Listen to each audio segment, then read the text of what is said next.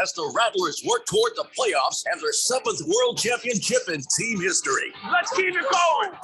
Arizona Rattlers football, exclusively on 1580 and 99.3, The Fanatic, and at 1580thefanatic.com.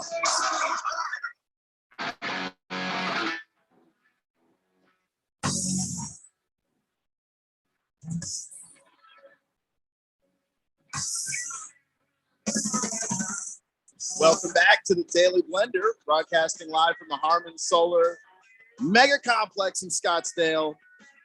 And we are just blazing a trail here. And we need you, the super fans of the Fourth Dimension, texting in to make the show go in, well, quite frankly, whatever direction you want it to go in. We talked a little bit more Live Tour. But if you want to take the show a different direction, here's how you do it. Text in to 888-368-1580, 888-368-1580. And we'll take a look at the text line right now. All right. So Mars Bars 805 says back-to-back this Whiskey Wednesday. I'll take an 805, please. And a PC for Jeffrey. I think we know what the PC for Jeffrey is. So, sorry, Kia. Sorry about that. Yeah. It's you're in trouble, Mars Bars 805. Mr. Wilbur says, Randy, pour yourself and myself and Keon a shot of some Angel's Envy Rye. Trust me on this one. If you've ever tried it, I have, as a matter of fact, at a Angel's Envy Rye, and it is spectacular. Have you had the Angel's Envy Rye before, Keon? I haven't. Oh, yeah. If you like rye, smooth. I do like the rye. Smooth. Chief Cole. Cole says, good afternoon, gentlemen. The Diamondbacks are who we thought they were. And instead of swimming pool that people pee in, maybe they should change it to a snake pit. See, I like that. You put a pit instead of the pool. You throw some some animals down in there and let these snakes get in a good frenzy. And then you get the visitors and you show pictures on the big jumbotron every once in a while of these rabid rattlers going crazy in what used to be the pool. You see what I'm saying? Now we're talking intimidation. I like that idea. Big George, hello, gentlemen. Happy Wednesday. Glad to hear you guys are back on the air. I was worried there for a while. Oh, the Diamondbacks game yesterday was brutal. Honestly, they should have lost in regulation. If it weren't for the Padres center fielder Trent Grisham diving for the ball, he had no business diving for, and there would not have been an inside the park home run. Diamondbacks offense is abysmal. Fire Lavello. Fire Hazen. No! Settle down, Big George. Fed fan says, did someone say tennis? Yes. And also, I think it'll be interesting to see in a couple of months of the Live Tour to see which golfers are playing for the love of money or the love of the game. If it's only about the money, then the public will see which golfer actually cares about improving his game. Just a thought. Yeah, well, that's true. I think at this point, and I haven't seen the whole the whole story unfold yet about the Live Tour, but I think at this point, it's a shorter season. It's like a team event. So you have team captains and they have golfers, and the team can win money and an individual can win money. You see what I'm saying? So it's kind of a different outside the lines look, but they're still playing golf. You have to play quality golf. I don't know. I believe a lot of these guys. I think Dustin Johnson said I had to do exactly what I needed to do for my family. Albeit he's already uber rich. He is really rich, but I just think at some point when you point generational wealth in someone's direction, the kind of your kids don't have to work. I think a lot of guys think about that and pull the trigger on that. See there, but here's the thing. If I win the lottery and it's a super big lottery package, I might just stay here on the Fanatic because I love doing radio and I love being here with the Fourth Dimension, and I love being on the Fanatic because it's different than the norm. It's an independent. But if the big sports station, down the dial came knocking on my door and said, hey, look, stacks of money for you to come over and be on our station, Randy, I don't know. I'd have to take I don't know. See what I mean? I don't, even if it might set me up financially for the rest of my life, I don't know that I want to do that. And I would like to think that I wouldn't either. I just think it's hard to say no. And I think this is something that Brooks Koepka probably learned too. It's hard to say no when the blank check gets put in front of your face. Mm. I think you might want to say no, but then when they just say, hey, how much do you want? And put the blank check in front of you. Some people can say no. Someone like Tiger Woods can go, no, not really. I've made so much money. How much money does Tiger Woods actually need? I mean, yeah, he's on the billionaire list again, Yeah. I mean, he's got the biggest airplane at the private airports. He's got the biggest yacht on the ocean. And still, you put like any, because if Oprah's walking down the street and there's $5 and she sees it, she's picking it up. Like this is just human nature. If you put money in front of people, there's $5 bill. Yeah, and it's easy to get. They're going to take it whether they need it or not. I think that Tiger saying no just tells you where Tiger's priorities are, and I don't think that's not true for other guys. But you find out who you are when the actual check is sitting in front of your face. I mean, Tiger is he's beholden to the PGA Tour. Come on. When everything melted down and he had all that stuff going on and he lost his wife and then he got caught again with the DUI, the PGA could have just cut loose and set him adrift. But they didn't. They stuck with him. They stood beside him during his dark times. And, and it was a you scratch my back, I'll scratch your back type of situation. But I mean, look. Tiger Woods is a made man with the PGA Tour. He is like Jack Nicklaus, a made man. He's like Arnie Palmer, made man. He could do no wrong. I mean, unless it was some sort of heinous murder crime. Other than that, right? Tiger Woods is made man. He's not going anywhere. He's not going to the LIV Tour. There's no way Tiger Woods would go over there. Which is again, some of this stuff is just weird because Dustin Johnson was a couple of majors away himself from being, maybe not on that Tiger Woods level, but being a made man for, having, that tour card say, I've got 20 majors, on here that, that means something or 20 victories here. That means something to a lot of guys. Yeah. Tiger Woods is he's not going anywhere. And you know what? Although he's very staunch in his belief and staying with and his loyalty. It's good for Rory McIlroy. He's loyal. He's staying with the PGA. I mean, let's face it, Rory could go on the LIV Tour and make hundreds of millions of dollars. His appearance fee this season alone could be $100 million. And he's staying with the PGA Tour because he's loyal. FedFan says, I wish my family believed in generational wealth instead of, guess what, kid? You're on your own. Good luck. That's a true statement. Thunder Snow. Oprah would have had one of her assistants pick it up. Yeah, that's true. That's a good point right there. That's fair. That's a good point. Excuse me, Smithley, would you bend down and get that $5 bill? Have it laundered and give it back to me, will you? 888-368-1580. Lots going on in the world of sports, Keon. We've been talking LIV Tour. Are we still talking LIV Tour? Well, we're going to move on for the LIV Tour for now, because I'm sure that as that continues to develop, it's going to be worth mentioning. And I don't want to talk it to death, today. But we're going to get to a little bit of tennis. Promised FedFan a little bit of tennis. So let's go ahead and get to that, because Serena making her comeback. I mean, she's been playing. She hasn't been playing tennis for quite some time, and she's finally come back, and she's playing doubles right now. I believe she played alongside Anya Jabeur, and they had a good outing, one in 3 sets earlier this week, and it's looking good for Serena. Really good, to the point where people are wondering, even with all the time off and the fact that she's not getting any younger. Yeah, possibly Serena Williams could not just compete, but contend at Wimbledon.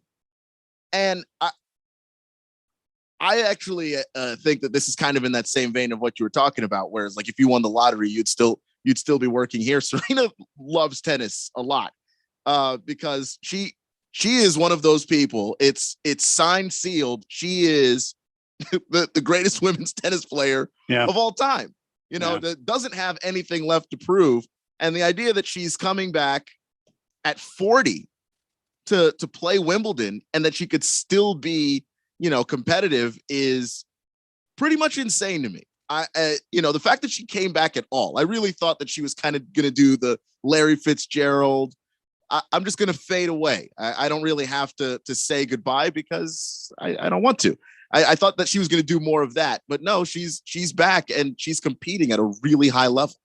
Well, and she probably feels good. I mean, can you imagine being 40? She's a mom of a young child. She's a businesswoman. She has many things going on. I mean, I'm sure she was just run ragged, plus trying to keep up with her professional tennis tour career. And then she had a horrendous injury, tearing her hamstring. And she's been working on getting that back. She probably feels really good. Her body is recovered from the abuses of being on a professional tennis tour for how many years? She probably, like Gronk, remember he was off for a year and then he came back, and he was like, I've never felt better. My body was, damaged goods. And now look at me. I feel good. I can move. I can walk around. I haven't felt this good in years. I mean, I bet Serena's probably, and then she eased into it playing this doubles thing with Jabeur. And even then it was a packed house. Of course. I mean, if you get a chance to see Serena Williams at any point, you have to do it. I think that what is she ranked? I was reading the article, USA Today. Her ranking is number 1,204 in the world. Wow. That won't take long for her to regain some, elite status. And she is a wild card entry into the Wimbledon field this year. I think this is something she wants to do because she wants to overcome that horrific moment when she tore that hamstring. She wants to go in and finish what she started. To me, that kind of seems to be what Serena's all about, right? Yeah, that's her whole MO, is that she is not a quitter, and not only that, but just an absolute dominant force. And I think it's going to be interesting watching her in Wimbledon, if for no other reason than while she was gone, there have been some people stepping up. Iga Swiatek, who just won the French Open, she is number one in the world right now, I believe, and quite frankly, she is a dominant force to deal with. And she went up against in the French Open final Coco Gauff, who is 18 years old, phenom, insanely good, crazy good.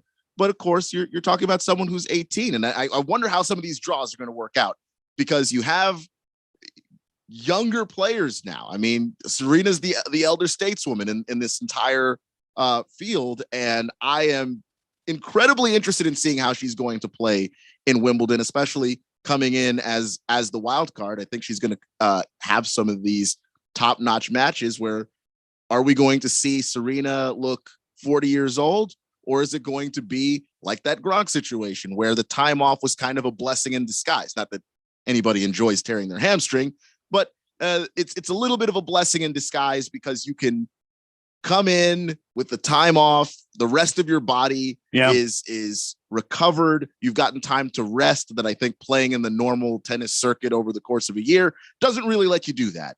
Well, and it's good that she's playing on grass too, which is much more forgiving on her knees and on her ankles and on her feet and on her hips. It's much more forgiving to play on turf than it is to play on clay or concrete. I mean, it's just much softer on the body. Yeah. So, and we know that Wimbledon is all grass. So it's going to be fun to see. Let's check the text line real quick, Keon, before we throw it into stop down mode for a second, if you don't mind. For sure. Ukla the Mock says, wake me up when you're done talking golf.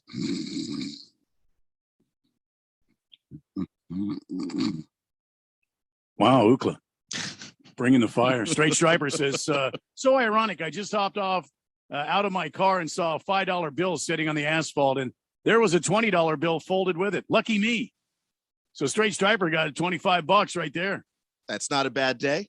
Yeah. I'm glad you found it, Straight Striper. I left it for you. Wanted to bless you today. Big George says, rest in peace, Tony Siragusa, the 12-year vet and Fox Sports TV personality, died in his sleep today at age 55. That's the way I want to go. I want to lay down and take a nap and never wake up. I mean, that'd be the ideal way to go, I think. Yeah, it doesn't hurt. You just drift off, and that's it. You know what I'm saying? I think 55 is way too young, but way too young. But yeah, listen, what a way to go, though. Doc Mike says Oprah's action would be contingent upon if she was in a fat or thin phase. Well, that's true. Yeah, that's true, Doc Mike. Boomer Sooner. Good day, Blender Nation. Randy, can I get a beer? Sooners men's baseball team going to the College World Series final. Boomer Sooner. Yeah, I can absolutely hook you up with a beer. And you're right. I watched part of that game today. Sooners look strong, man. They've got the hitting. They've got the pitching. Certainly, this seems to be the team to beat. Finally, Fed Fan, she got a lot to say. I tell you what, Fed Fan, we're really late for a break. Let's do that, Keon, and then we'll come back from a break and Kate, take on Fed Fan's text before we get busy doing something else. It's a Daily Blender on 1580 and 99.3 The Fanatic. Contractors, listen up. This is Bruce Jacobs. Are you missing out on jobs due to lack of bonding? When your current bonding holds you back, call Arizona's #1 bond managers at Constructors Bonding. They have the market relationships and expertise to take you where you want to go, serving all types of contractors of any size and license in all states. When you need better bonding, call Dave McKee at Constructors Bonding, 602-432-5929, or visit cbialliance.com. Seems like everything is going electric these days. Electric cars, electric trucks. But what you save on gas, you pay for with that electric bill. With all these things being plugged into your house, wouldn't it be nice to save up to 85% on your monthly electric bill? Well, you can do that with zero down and no payments for 12 months. Call Harmon Solar. Harmon Solar is a family-owned, woman-owned local company that uses top-of-the-line equipment. Call Harmon Solar, 800-281-3189. That's 800-281-3189. Or go to harmonsolar.com. Hey guys, it's Stephen McCollum from The Main Event here on 1580 The Fanatic. And if you haven't heard, the show is now noon to 2 p.m. Monday through Friday. D-backs continue their season. We'll give you the latest on what happens on the diamond. We go around Major League Baseball and look at the league. NHL final continues as we get closer to a team hoisting the Stanley Cup. We watch NFL news as we get closer to training camp and more. Join me, Stephen McCollum, on The Main Event, Monday through Friday at the new time, noon to 2 p.m. here on 99.3 FM and 1580 The Fanatic. For the latest in the world of golf, tune in every Saturday morning from 6 to 8 for the Golf Shop Radio Show. Hosts Mark Greenhelch and Matt Blanchard talk golf from tee to green and everything in between. If you like golf, you're going to love Golf Shop Radio. Before you tee up, drop on in. Welcome to the Golf Shop here on 1580 and 99.3 The Fanatic.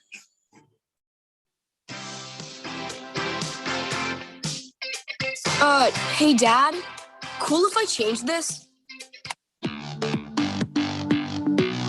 They may not get each other's music, but they can both get a COVID-19 booster shot because the CDC recommends booster shots for people 12 years and older after completion of a primary series.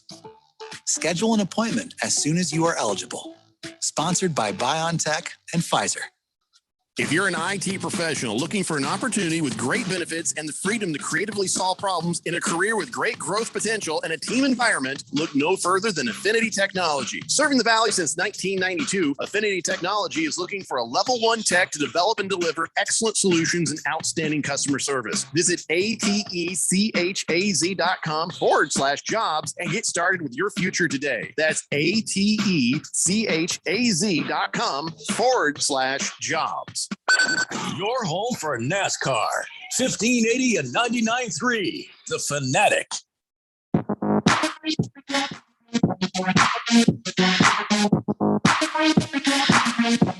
Welcome back to the Daily Blender. Broadcasting live from the Harmon Solar Mega Complex in Scottsdale. And we have got to talk about what French's, the company, has done to a delicious summer treat, the monstrosity that they have put out into the world. But before we do that, we'll get back to the text line, 888-368-1580. That's how you drive the show. And we were going to get to a text from Fed Fan about Serena Williams and Wimbledon. She wanted to let us know that Serena and Ons won their match today, too. She feels sorry about whoever has to play her first. She's had a wild card for Wimbledon, which means she'll probably play a top-ranked player. She said that Fed Fan said that she's not moving as fast on the court, so she definitely has to work on the speed of the game. But her serve is not as fast as it used to be. The other players are not as intimidated as they used to be with Serena, so that won't work in her favor like it used to be. Well, yeah, I mean, I can understand that. She's a bit older. She's been away from the game for a year. Yeah, Big George says. So I see that Boogie's Detroit Pistons traded 28-year-old wing Jeremy Grant to the Portland Trailblazers for a top 4 projected 2025 first-round draft pick from the Milwaukee Bucks. Looks to be a move that was made to make some salary cap room. Is Detroit a potential landing spot for DeAndre Ayton? They are.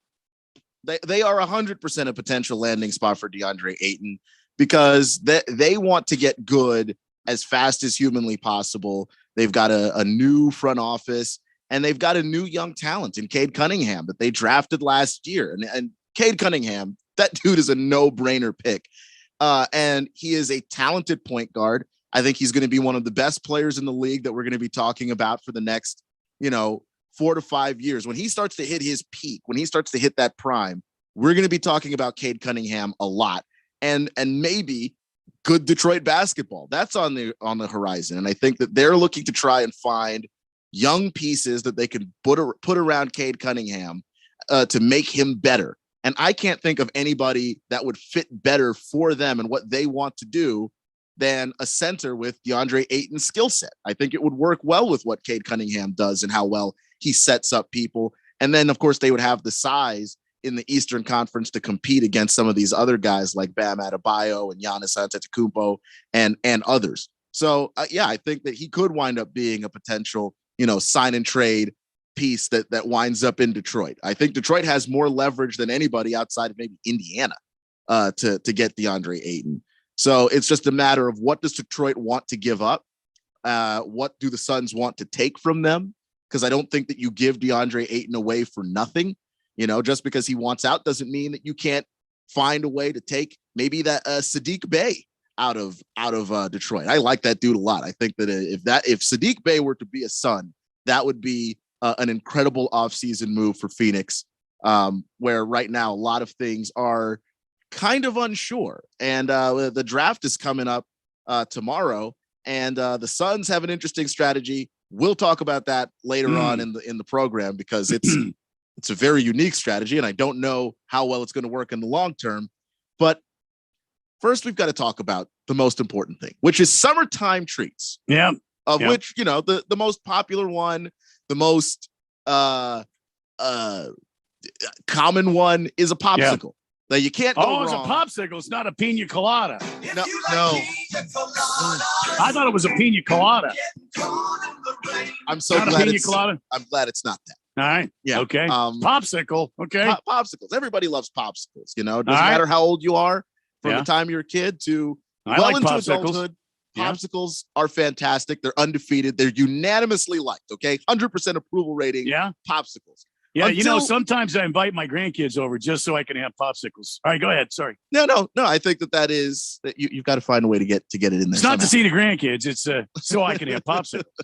Yeah. They think it's for them, but actually, you work your way in there too. That's one of the first things I say. Oh, you want a popsicle? Let me. Donna Kim got you popsicles. Yeah, let me get you a couple of those. No. Well, French's, the company that has been known to produce ketchup and mustard, they've decided to join the popsicle game too. Wait, what? Yeah, and they did a thing that nobody asked for and made. And I have to look at this now. The Frenchsicle which is a ketchup flavored popsicle. What?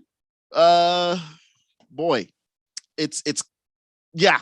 I just made sure that I read that It's correctly. Let me get a ketchup flavored popsicle treat. That is correct. It's available at pop-up locations in Canada until June 24th. So thankfully, It's not only here. in Canada. It's not here. It's not here. Thankfully. That makes sense. That makes sense. But why make it? You know, and I hope the Canadians don't buy it. I hope the Canadians don't like it, because if they like it, then French's might get the idea that we want that here in America. Let's see here. I found the article you're talking about. Oh my God. Yeah. Look at that. Yeah. That's it is a red. It looks like frozen ketchup on a popsicle stick. God forbid somebody go for this ketchup flavored popsicle. And think it's strawberry, think it's cherry. Yeah. And lick that popsicle only to taste ketchup. Ketchup is a condiment. Nobody just eats ketchup. So Twitter, I guess, is beating them up. I love ketchup as much as the next person, but this is horrifying. One Twitter user wrote. Another one says, Canada, please tell me this is a joke. Y'all don't actually eat ketchup popsicles. Literally every other dessert exists. Like, yeah. Have you heard about churros? Have you heard about chocolate chip cookies? Have you heard about ice cream, vanilla ice cream? Frozen ketchup on a stick. Wow. I don't. And someone did say, thank God it's not a mustard pop. Where do you think this ends, man? Where do you think this goes? Oh if my we God. allow Yeah. the tyranny of ketchup popsicles, how far down the rabbit hole do you think we're getting before we get to mustard? That's not far away. We can't let this stand. French has even put this out on their Twitter feed. Hey, Canadian friends, your favorite condiment just got a whole lot cooler. A refreshingly savory and sweet ketchup popsicle made from 100% Canadian tomatoes. What the hell is going on? What is going on? Listen, I understand that people might be opposed to cancel culture. I want to cancel French's. I want to do it. I think they've earned it. This is a travesty to anyone that has taste buds. Oh my God. That work. So what do you eat? Like a frozen hamburger patty with it? So is that what you do? They provided no instructions, and they're just acting like this is something that people want to eat by itself. I don't care how much you love ketchup. Nobody just eats ketchup. Wow. Apparently, in Canada, the makers of French condiments think they do. It's a crime against food. And I'm starting to think that we just need to, as people on this planet, set up some kind of tribunal where when companies do this, just make up a flavor of a food nobody asked for or wanted. We march them up in front, and there's a jury, and we try you for your crimes against food. Yeah, Berg, from Berg and the Burb. Berg would like it. He's a ketchup guy. I think he would like it. I look, I like ketchup too, but would Berg really like ketchup as a popsicle? I'm trying to figure this out. You get like frozen tater tots or frozen French fries, and you get this frozen popsicle, and you just start eating these things as a summery treat. Is that holy cow? Big George agrees with me. He says ketchup popsicle sounds disgusting. I bet Scott Berg would love it though. He's Mr. Ketchup. Yeah, you're right. Let's see here. Chief Skull, donate Keon. The sacrilegious of a tomato popsicle, a damn Canadian tomatoes, and add to it, I'll say send them back over the border to Canada. That's one item. NAFTA can stop at the border and return. Wow. Chief Skull bringing out NAFTA today on the Daily Blender. Moist One says, what makes it a French sickle? Is it uncircumcised? Oh, geez. Oh, good Lord. Why Canadian tomatoes, Moist One. Canadian. The Big Risk says in the movie Tommy Boy, David Spade says your dad could sell a ketchup popsicle to a woman in white with white gloves.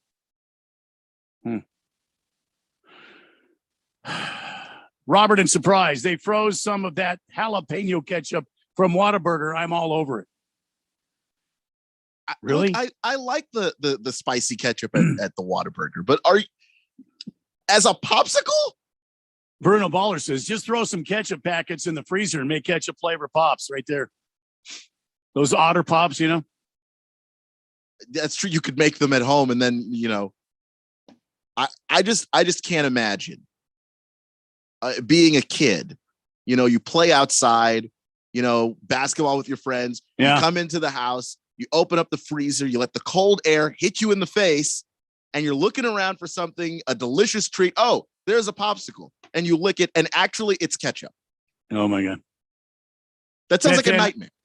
Fanny, I think you're right. There are a lot of little sisters in Canada that are going to be terrified of popsicles in the future, thanks to Big Brothers. Yeah. Mm-hmm. Yeah, that's a good point right there. Wow. Ketchup sickles, Keon. The hell is this world coming to? I don't know. But I don't like it. Whatever it is, completely bothers me. Wow. Mr. Wilbur says, I like ketchup, but you guys better stop it because I'm about ready to throw up in my mouth. Too late for me, Mr. Wilbur. Wow. Just truly unbelievable. Oh, listen, we've got a lot of show left to do here. We've got a ton of football talk coming up around the corner, and some advice that Shaq gave his son that his son is completely ignoring. We'll get into all that and more here on the Daily Blender on 1580 and 99.3 The Fanatic. Hi, this is Nick LaCapria with the Daily Sports Quiz. Can you name what Dodgers manager won the only Dodger World Series title in Brooklyn? That answer is coming up on the Daily Sports Quiz. Nick LaCapria's Daily Sports Quiz brings you a different question from the world of sports each day. If you want even more questions from the world of sports, visit Nick LaCapria's new website, sportstrivia.org. You can test your sports trivia knowledge and get answers to some great questions from the world of sports trivia. Sportstrivia.org. It's free, it's fun, and it's challenging. If you like the Daily Sports Quiz, you'll love sportstrivia.org. The answer to today's Daily Sports Quiz, name the Dodger manager to win the only Dodger World Series title in Brooklyn, the great Walter Alston, remembered for his legendary string of one-year contracts. He, of course, eventually became the manager of the Los Angeles Dodgers.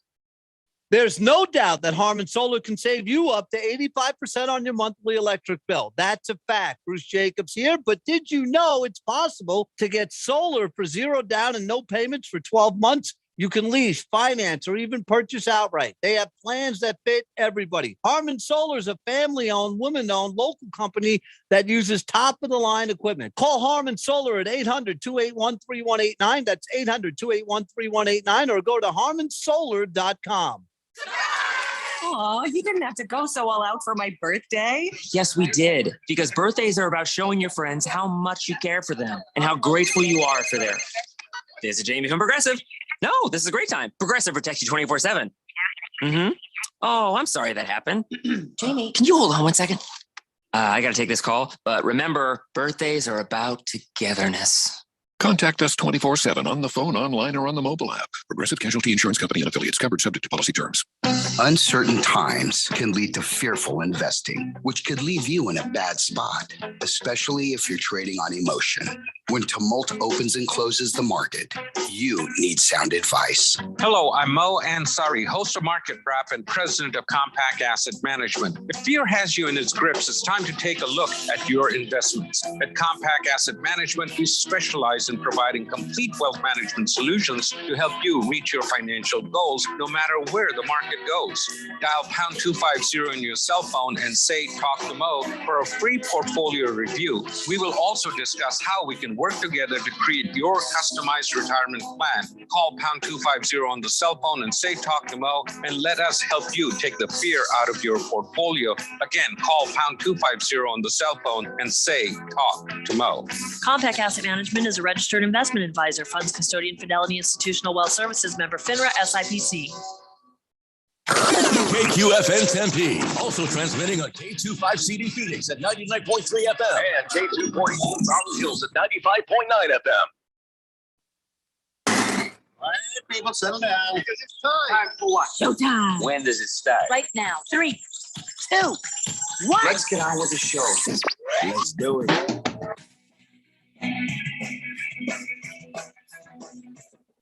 Welcome back to hour number 2 of the Daily Blender. Alongside me, the unquestioned legend, Randy White. Please. He won't be the one to tell you that, but I won't let him take no for an answer.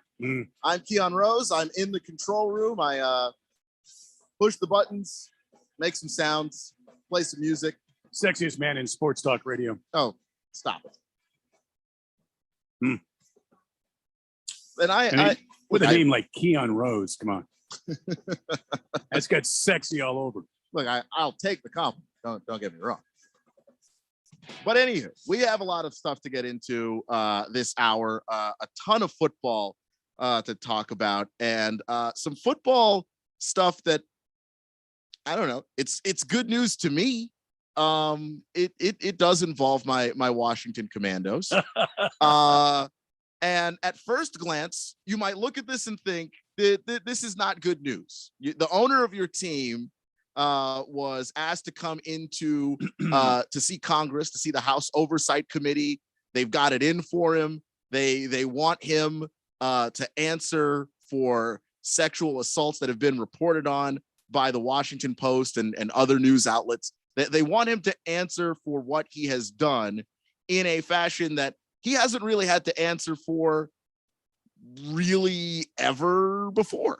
And on the surface, you think, well, that's not good news. You don't want that stuff happening with your team. But oh, that's where you would be wrong. This is fantastic news.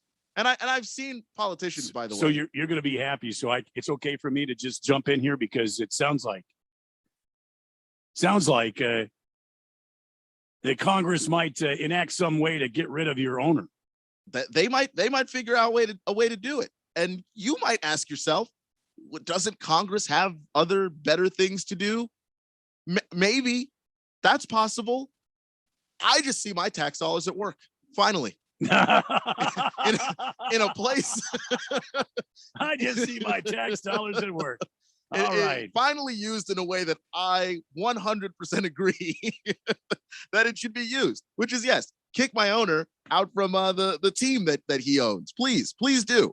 I think that Daniel Snyder is one of the guys that is probably going to be the hardest to remove from a sports franchise ever, because he has that personality where even if you had enough owners to kick him out of the league, he's not going to go quietly. He's not going to go without saying things about other people's dirt.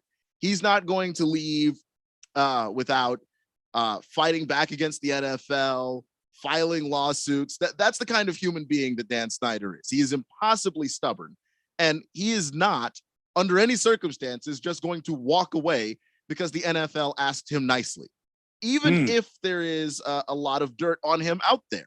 And I think that this is why this is important, because it means that if there is a legal way to remove Dan Snyder from owning the Washington Commandos, then I think that you have to go ahead and do that. And I think that the team would ultimately be better for it. But Dan Snyder and Roger Goodell, they were asked to come in and speak to the House Oversight Committee.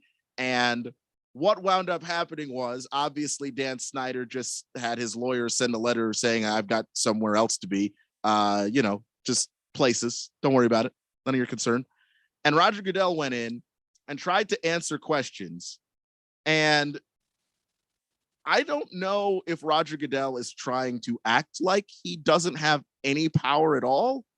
But he really is trying to pass this off as though the NFL made all of the right decisions in their investigation of Washington. And I don't understand that for the life of me at all. One, Roger Goodell tried to make it seem like they adequately punished Daniel Snyder by removing him from the day-to-day operations of the team, even though the team is now run by his wife. There's no difference there. Do you think Dan Snyder is not making decisions? No, of course he's making decisions. So he hasn't really been punished in any discernible way. He just now gets to run the team from his yacht instead of his office at FedEx Field. You've actually made his life better, quite frankly, because now he gets to do it from his boat, and he doesn't have to do all of the day-to-day stuff, while he still gets to basically own the team. Roger Goodell also said that they had a report on all of the stuff that Washington did, but it wasn't a written report. It was a verbal report, and that report was a verbal report because, well, they had the names of people who were sensitive in the situation, and they didn't want all of that stuff floating out there, names and people who didn't necessarily want to be in the public eye. But a verbal report is also a report where if there was wrongdoing, if there were things that were heinous, there's no written record of it anywhere. So the NFL is being very two-faced on this. I think Roger Goodell is being very two-faced on this. You know, he said, we don't do redaction in my world. First off, you do. But secondly, if there's something terrible that is happening and you have a report that says the terrible wrongdoing is happening, the idea that you wouldn't write any of it down is quite frankly very insane. And Congress is not buying it. And they're looking to subpoena Dan Snyder. And I don't have my hopes up completely, but I have the feeling that we've got him cornered this time. You think so? You think so? I mean, it's only been my entire life. And every time I think that someone's got Dan Snyder dead to rights, he finds a way to get away from it. Okay, so let's start at the top here. Since Dan Snyder wasn't there, it was the commissioner who was before this oversight committee. Snyder was invited to testify, but declined, citing overseas business commitments and concerns about due process. In other words, he doesn't trust that this is going to be a fair trial or a fair hearing.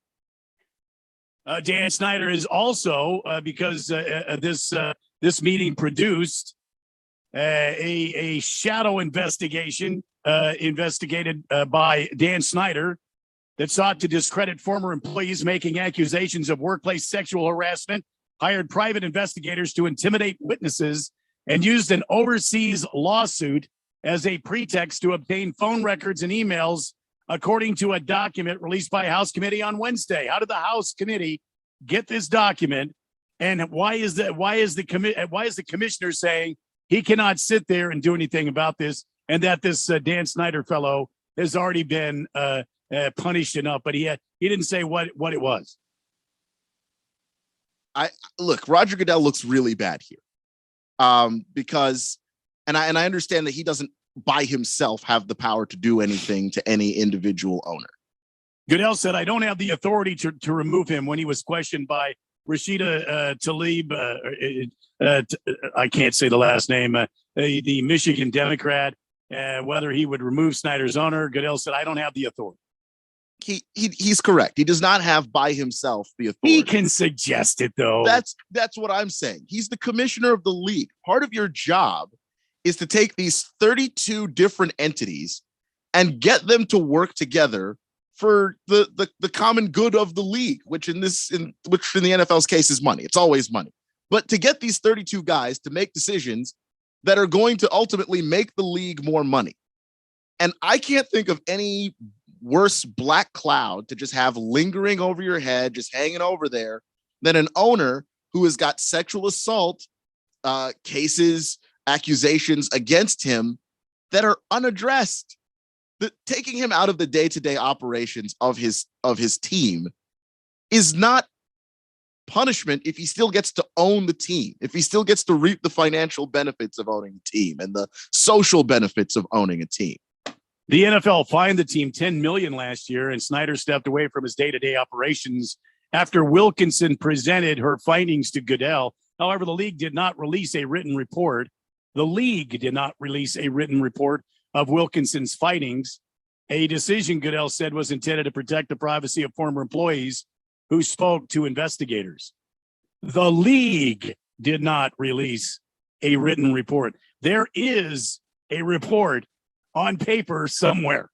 Yeah, and there just has to be for just logistical stuff, even just so that this is what the punishment was for. These are the things, these are the reasons.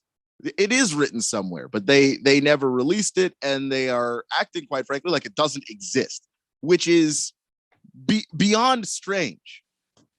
They've basically just thrown their hands up in the air and said, no, we can't punish the guy. They fined him $10 million. Dan Snyder found that in his couch cushions.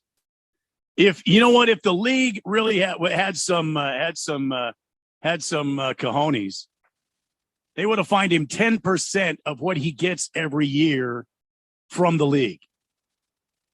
And I guarantee that's more than $10 million. Now that would have spoke volumes. It would have said something, and it would have sent a message to all of these other owners out there that may have dirt. Yeah, find a way to get rid of it. Because if we catch you, this is what's going to happen to you. This is the example we're going to make out of you. Because currently, the situation we have in the NFL is if you're a player, they're coming after you. Maybe not very harshly. There are players who have been involved in sexual assault and domestic violence that have been suspended 6 games, 8 games. That stuff is unacceptable too. But front office executives get into these issues. Owners get into these issues, and they're not held to that same standard. They're not seen as disrespecting the shield in the same way that a player would. And so you can't really go in front of Congress and go, we did all the punishing that we can do for this guy that has not only been accused of sexual assault himself, but is the leader of an organization where the stuff was just running rampant. It was happening everywhere on every level. The play-by-play guy got kicked out of the organization because he was caught up in it. I mean, it was toxic from top to bottom. So you can't tell me that this is proper punishment for the owner of a football team. So, Kian, I know you're real close to this.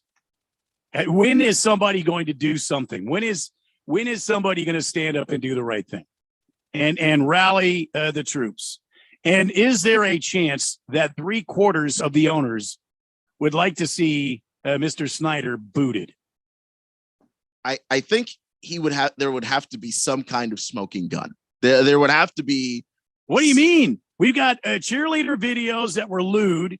We've got women that are coming forward saying that they were groped and forced to the back of the plane, and they were assaulted in the back of the plane trying to escape from this guy. What kind of smoking gun do we need here? Well, so we have several smoking guns, but we need the smoking gun in Daniel Snyder's hand at the time.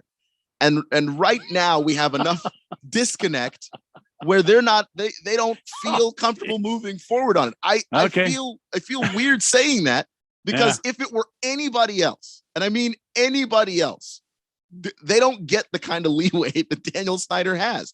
There's a justice system for normal people, and then there is a justice system for billionaires. And especially when you have a bunch of billionaires who are all looking at Daniel Snyder going, he's not that different from me.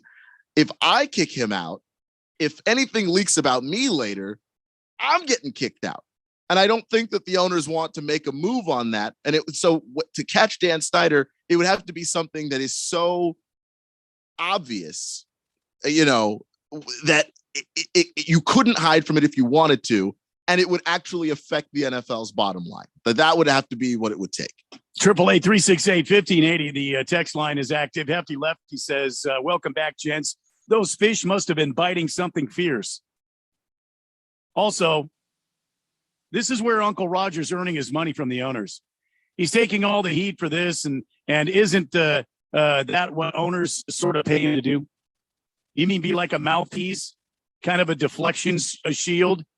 Flying Monkey says, I'm pretty sure the commissioner of the NFL's main job is to protect the owners. It is. Yeah, but how far do you go, though? How far do you go? And I also think even though his job is to protect the owners, I think you have to look at the owners and say, hey, one of your 32, one guy in your bunch is bringing unnecessary heat and unnecessary scrutiny to you. This ultimately hurts you to have him to be a part of this. That's the argument that Roger Goodell needs to make to the owners, because while it is part of his job to protect the owners have to listen to Roger Goodell because he's supposed to have his finger on the pulse of, here's how we're perceived. Here's how we look right now. Here's what this could cost us. And this is the reason why I'm urging you guys to go in X, Y, and Z direction. Attorneys Lisa Banks and Deborah Katz, who represent more than 40 former team employees, again called on Goodell to release a report from the Wilkinson probe, calling it stunning and disheartening, end quote, to hear him say Snyder had been held accountable. Yeah, so like, okay, we're going to take your football team and you could still have it though. But your wife's going to run it. Okay. But you could still get rich off of it, but you can't be around the football team anymore. And what does this guy have to do? Does he have to, commit rape and be caught in the act before they do something with this dude? But it just feels that way. It always feels that way because it's been an ongoing, every Washington fan since I was a kid has been calling for Dan Snyder to not be the owner. And at first there was nothing there, but then over time their incidents would pop up. And now we have a whole 25 year history with Daniel Snyder as the owner of this team, with all of the incidents that he's been involved in, with all of the things that he's alleged to have done. The only thing that I can think outside of he has done something heinous and has been caught on video doing it is if he directly took money from the NFL, if he directly reached into the coffers of the league, which is also a thing he's accused of doing. I don't think that the league has looked into it enough to have decided that he had any wrongdoing, but the money that is earmarked for the league and the miscellaneous stuff that you're allowed to take, it seems like the Washington kind of mixed those funds together. If the league takes offense to that might actually do more to get Daniel Snyder out than any of the awful things that he's accused of doing already. Oh boy. Well, the drama goes on, I guess. How do you feel about this, Keon? You started out by saying you feel good. You feel like maybe this is going to be something positive, but having listened to you talk about this and having read through the article, I don't see how it is. Seems pretty status quo to me. The only really good thing that came out here is that he's been subpoenaed. So they're trying to basically give him something that legally he can't just skip town and go, oh, well, I had a prior event. I actually planned to go fishing on my yacht this weekend, and you should have known that and rescheduled with me, or whatever his excuse was this last time. They have subpoena power, and if they think that they have have something worth bringing him in to answer for, he is going to legally be in a position where it's going to be tough for him to say no. And that is the part that I feel pretty good about. And if nothing else, more of the dirty laundry just gets blown out there in the air until enough of a stink is there that Dan Snyder's gone. And then maybe that's not this time, but it's coming. Yeah. Because this is the only other hope that I have, because Dan Snyder is, relatively speaking to other owners, pretty damn young. That guy's going to live a long time. So someone's got to force him out of there. So I don't see him own this team for the rest of my life. Yeah. All right. So we've got some more NFL stuff to get into. The ESPN has a list of the last offseason move for all 32 NFL teams. So I will talk to Randy about what they say about the Cardinals' last free agent or last offseason move that they ought to make, whether or not that's true. And of course, Shaq's son has some advice that his father has given him that he is quite frankly choosing to ignore. We'll get into all of that here on the Daily Blender on 1580 and 99.3 The Fanatic. Does your company need bonds? Hi, this is Dave McKee, president of Constructors Bonding, inviting you to learn how our team can deliver better bonding than any competitor anywhere. Our relationships with every major surety get you the credit you need fast, and we never stop working to exceed your expectations. Call me personally at 602-432-5929. That's 602-432-5929 to learn how Constructors Bonding is your solution to better bonds. Hey, Dad. Cool if I change this? They may not get each other's music, but they can both get a COVID-19 booster shot. Because the CDC recommends booster shots for people 12 years and older after completion of a primary series. Schedule an appointment as soon as you are eligible. Sponsored by BioNTech and Pfizer. Remember when you could go to the doctor and actually leave feeling better? Hi, this is Dr. Stephen Katz. The problem with our healthcare system is the focus on the system and not on your healthcare. At the Naturopathic Physicians Group in Scottsdale, our doctors are experts in full spectrum healthcare using a natural approach. Patients come in for a variety of issues, including joint pain, chronic conditions, and issues specific to men and women's health. We help people find relief when other doctors have failed. Our naturopathic doctors can restore your pain-free life using cutting-edge regenerative treatments. We can also help restore balance to your immune, digestive, and hormonal systems. Addressing your cause can also improve both mental and emotional stability. If traditional medicines aren't working for you, don't you think it's time to start feeling like yourself again? Call us. We're the Naturopathic Physicians Group in Scottsdale, Arizona at 480-451-6161. That's 480-451-6161 or go to naturopathicgroup.com.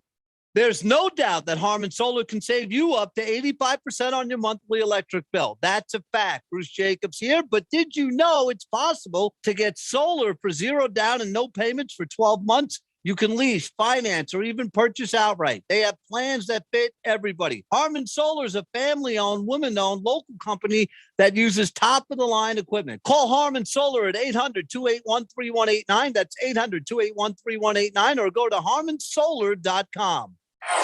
The Rams were built to win the Super Bowl. The Los Angeles Rams have won Super Bowl 56. But if you think that brought the end of the NFL season, you'd better think again. The NFL is a year-round beast, and we keep you in the know. Free agency, trades, retirements, hirings, firings, holdouts, injuries, training camps, and a whole lot more. Football is always in season here. We are 1580 and 99.3 The Fanatic, your home for football.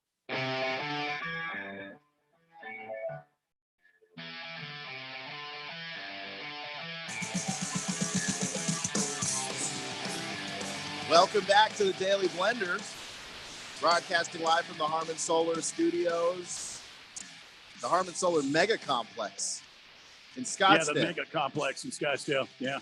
Now, we've been upgraded. 888-368-1580. Texters jumping in on this Dan Snyder story. Random texter says, I think Snyder has something to hold over Goodell's head. You think so? I don't. He doesn't even have to have that. If Dan Snyder is just connected with enough owners that they all know each other's dirt, they all know each other's business, that might be enough. Boogie says if Dan were a player, he would be suspended already for at least a year. Yeah, you agree with that? A year? I mean, just because of the sheer amount of what he's been accused of.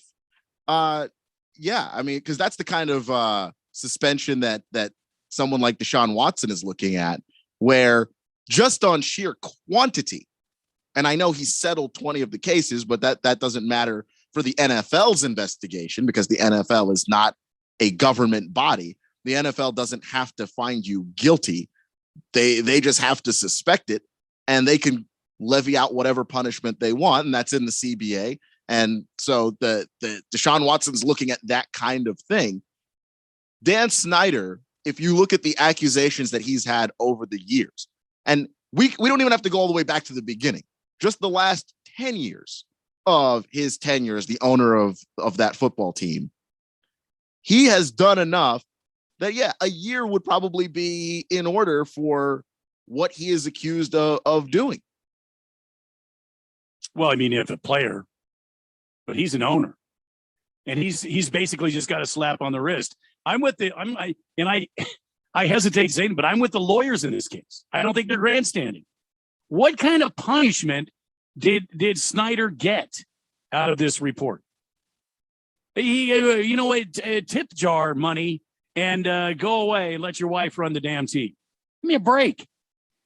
You want to lay one on him? 10% of what is the NFL gives him every year is his share of the pot, and is somebody from that we pick will run your organization for a period of time until we deem it appropriate for you to come back. Period. The end. It should be as simple as that, because there's that is where Roger Goodell comes off looking bad, is when he says we already punished him. No, you didn't. You might have tried. You might have done a show of punishing somebody, but you didn't punish anybody. It's like once I got into a fight with a kid at school in elementary school, and my dad comes in and gets me from school, and we talk about it, and my dad makes this whole big show of being mad at me at school. Then we get in the car, and he's like, you know what? I'm proud of you for sticking up for yourself. I'm not actually mad at you. That's what the NFL is doing. They made a gigantic show of punishing Daniel Snyder, but they didn't punish him. He's not hurting in any way. They made his life easier. You know what? Don't run the day-to-day operation of this team. Just make the money. Go hang out at your giant mansion that you bought in wherever in Maryland. Bought a giant house recently, just in cash, by the way. Real Tony Montana stuff there. You just bought a house in cash. Go hang out there. And then when this all blows over, then you can come back. The team announces that their name is they're the Commandos now. And Dan Snyder gets to be there at the big day. He's not punished. I have a question for you. Sure. Did you say that Dan Snyder bought a mansion for cash, real Hannah Montana style? I said, and a follow up to that question, if you please. How do you know about Hannah Montana? Oh, I said Tony Montana, but are you sure? I don't know much about. If I run the tape back and it says Hannah Montana, I sure hope I didn't say that, but that's not what I meant. Silly Wabbit wants to know, is Roger Goodell your dad? No. My last name is Rose, not Goodell. The Hefty Lefty says, I think he should spend a year in Guantanamo. Now we're starting to get somewhere.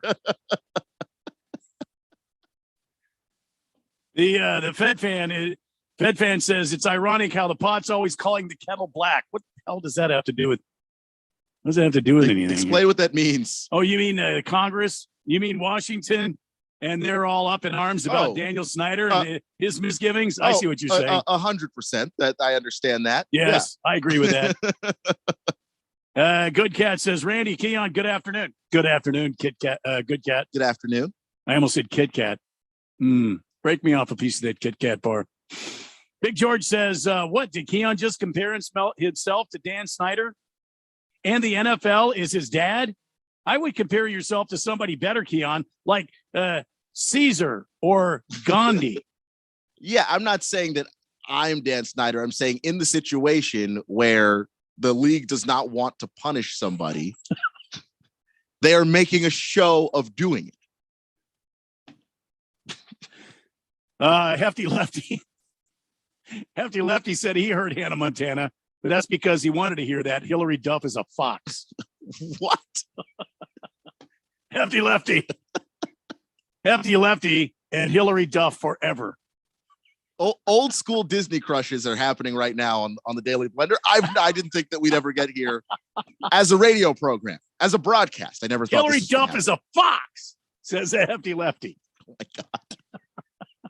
I don't think I've heard that term since I was in high school. She's a fox.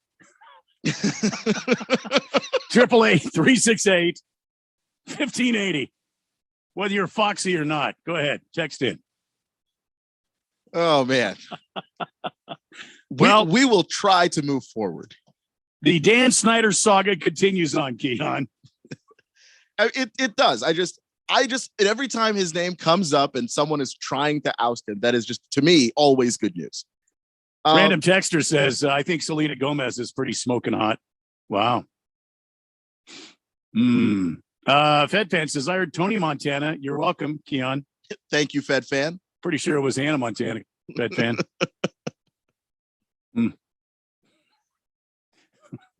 You better jump ahead because they're coming in. Are they hot and fast here? Oh boy! All right, let's just keep moving forward. So, the ESPN put out their list of one final offseason move for every team, and I was interested in the Cardinals move because it doesn't really seem like a move that they have to make right now, and I think it is a curious decision by whoever wrote this. I go up and take a look at this. Field Yates, who I actually like a lot. But anyway, Field Yates wrote that the final offseason move that the Arizona Cardinals need to make is to sign Kyler Murray to a long-term deal. Okay. And I disagree with that. I do think that they need to sign Kyler Murray to some kind of a long-term deal, but having this entire upcoming year to negotiate and going into next offseason, I don't think that this is the worst thing ever, that they're not trying to rush themselves to some kind of conclusion. But the Cardinals need help along the offensive line. I think that they also need help on the defensive line. Edge rushers, they need help. They've got J.J. Watt. I don't know how much J.J. Watt's body can hold up, how much more punishment he can take and play continued long seasons. I hope for a full J.J. Watt season next season. But you need somebody out there who is going to give this defensive line and this defense a boost, give them a shot in the arm, go after opposing quarterbacks in a division where I think the quarterbacks are going to be pretty damn tough. And to me, that would be the offseason move that I would like to see the Cardinals make last. You know, I think that the Cardinals were intending on working on a long-term deal for Kyler Murray in this final year of his contract. And I think all this posturing and this BS between from Kyler Murray and his moronic agent did not have to be done. All that did was throw dirt in a situation they didn't need any dirt. So I think the Cardinals were going to work on some sort of a long-term deal for Kyler Murray, and this just didn't need to happen. But I look, he's already gone, so I'm not going to cry too hard. But what in the hell are you doing, Steve Keim? And with all due respect, Mr. Bidwell, letting Chandler Jones walk out of the stadium and go to another team. Yeah, the Raiders picked him up, and I think he's going to have a huge season in the AFC West. I think you're going to hear his name called all the time when the Raiders play.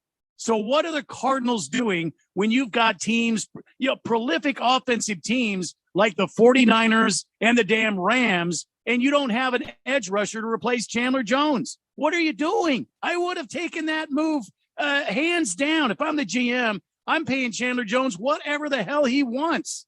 I'm going to make him happy because I want him to go sack the quarterback. I want him to stop the bubble screens. I want him to be a wrecking ball against the other teams. And when you've got teams like you got to face the Rams and the damn 49ers twice, not to mention Kansas City, not to mention anybody else we play, you've got to face the Western Conference teams twice. And you already have a hard time beating these teams. You're 1-9, 1-10 against the Rams. Cliff Kingsbury, Steve Keim, Michael Bidwell. What are you doing? That's why I think that they should go after an edge rusher, and because obviously I think they should have re-signed Chandler Jones. If it were me, that is pay what it takes to get the guy done, because you've got to pay your quarterback And then to me, the next most important position on the field is the guy on your team that beats up opposing quarterbacks. Exactly. That is, bar none, the decision-making process as far as I'm concerned. And so to let Chandler Jones walk seems absolutely insane. In retrospect, that might be one of the moves that the Cardinals regret from this past offseason the most. But there were options out there, and they're not going to be as good options as Chandler Jones himself, but there were options out there at edge rusher that they could have made a move in the draft, didn't really make a strong move in the draft. They could have made moves this offseason to sign somebody, 1 year deal. One year deal. You're 100% right. The Cardinals need another edge rusher because look, let's just look at the last few years of JJ Watt. He had one complete season in the last 3. Okay. And so everybody knows this. You know it, Arizona Cardinals. You know what you've got. And look, I no mock on JJ Watt. When he's in there, he's a beast. But how much more would it have been Chandler Jones on one side, JJ Watt on the other side? And even if JJ Watt goes down, you still got Chandler Jones. You see what I'm saying? Sometimes you got to pay the money to put the team together that's going to help you win games, especially against a high-powered offensive teams like the Rams and the 49ers. So we need veteran help. In my opinion, we need veteran edge rush help. In my opinion, Isaiah Simmons is an absolute beast. He's a monster man in that linebacking core. I think you turn him loose. We already talked about the safety yesterday, and then you got Budda Baker back there. I think you've got a decent defensive side of the football, but you got to go find some studs to come in and tackle the backfield and start throwing guys out until they find the guy with the football. And I agree, Fed fan. Cardinals just need help, period. Yes, you're right. Yeah, but I agree that they need help, period. But specifically along that defensive line, I'm concerned about it because you look at the linebackers and things look solid. I don't know what Zaven Collins is going to turn out being or if he's going to pan out at all. Not off to a great start, but the guy's young. I don't want to give up on him just yet. Isaiah Simmons wasn't it was not he was not sterling in his first year. Yeah, and I think linebacker is one of the hardest positions to play on defense in the league because most defenses are targeting the linebacker and trying to figure out a way to get the linebacker caught between two decisions where no matter what he chooses, he looks stupid. That's really what happens. And so young linebackers just have it rough. Yeah, well, I think Zaven Collins, I hope Zaven Collins will step up and improve greatly this season. We need him. Yeah. But I agree with you. Edge rusher, I think we need some offensive line help. I know Justin Pugh. I know Rodney. Why can't I think of his name now? Hudson. I know he's upset about his contract. Fix it. I know the guy's an 11-year pro. Give him something that shows him respect and make him feel respected and let him go and do. You will get more with an ounce of sugar than you do with a pound of nails. You see what I'm saying? If Rodney Hudson feels respected and valued, he's going to play his butt off for you. And we need that anchor in the middle of the line. Hell, you traded away that kid from, I can't think of it now. Mason Cole, traded him away. Great young center. You just let him walk away. I don't understand sometimes. It just, it boggles the mind. Ukla the Mock says, wasn't Hannah Montana Miley Cyrus? I don't know. Big George says Hillary Duff was not Hannah Montana. That was Miley Cyrus. Good Cat says Tony the Goose gone too soon. Yeah. Gorilla Toe. Miley Cyrus is Hannah Montana. Also a nice, well, I'm not going to go on there. Random Texter says, you asked what the Cardinals office is doing, Steve Keim, etc. Letting Chandler Jones go on the field is questionable. My bet's on drinking heavily. Okay. You let Steve Keim sitting in his office there with a decanter full of Jack Daniels or something and a tumbler, and he's staring out his office window, thinking like, And then he takes another pour out of the decanter into that tumbler, and he says, you know what? I think I'm going to let Chandler Jones go. I can see that. That's what's going on there. I mean, how else do you explain it? Good cat. Keim is a bumbling drunk idiot. He has no idea how to build a winning team. Well, I don't know about that. I wouldn't say he has no idea, because he's got some parts of a winning team.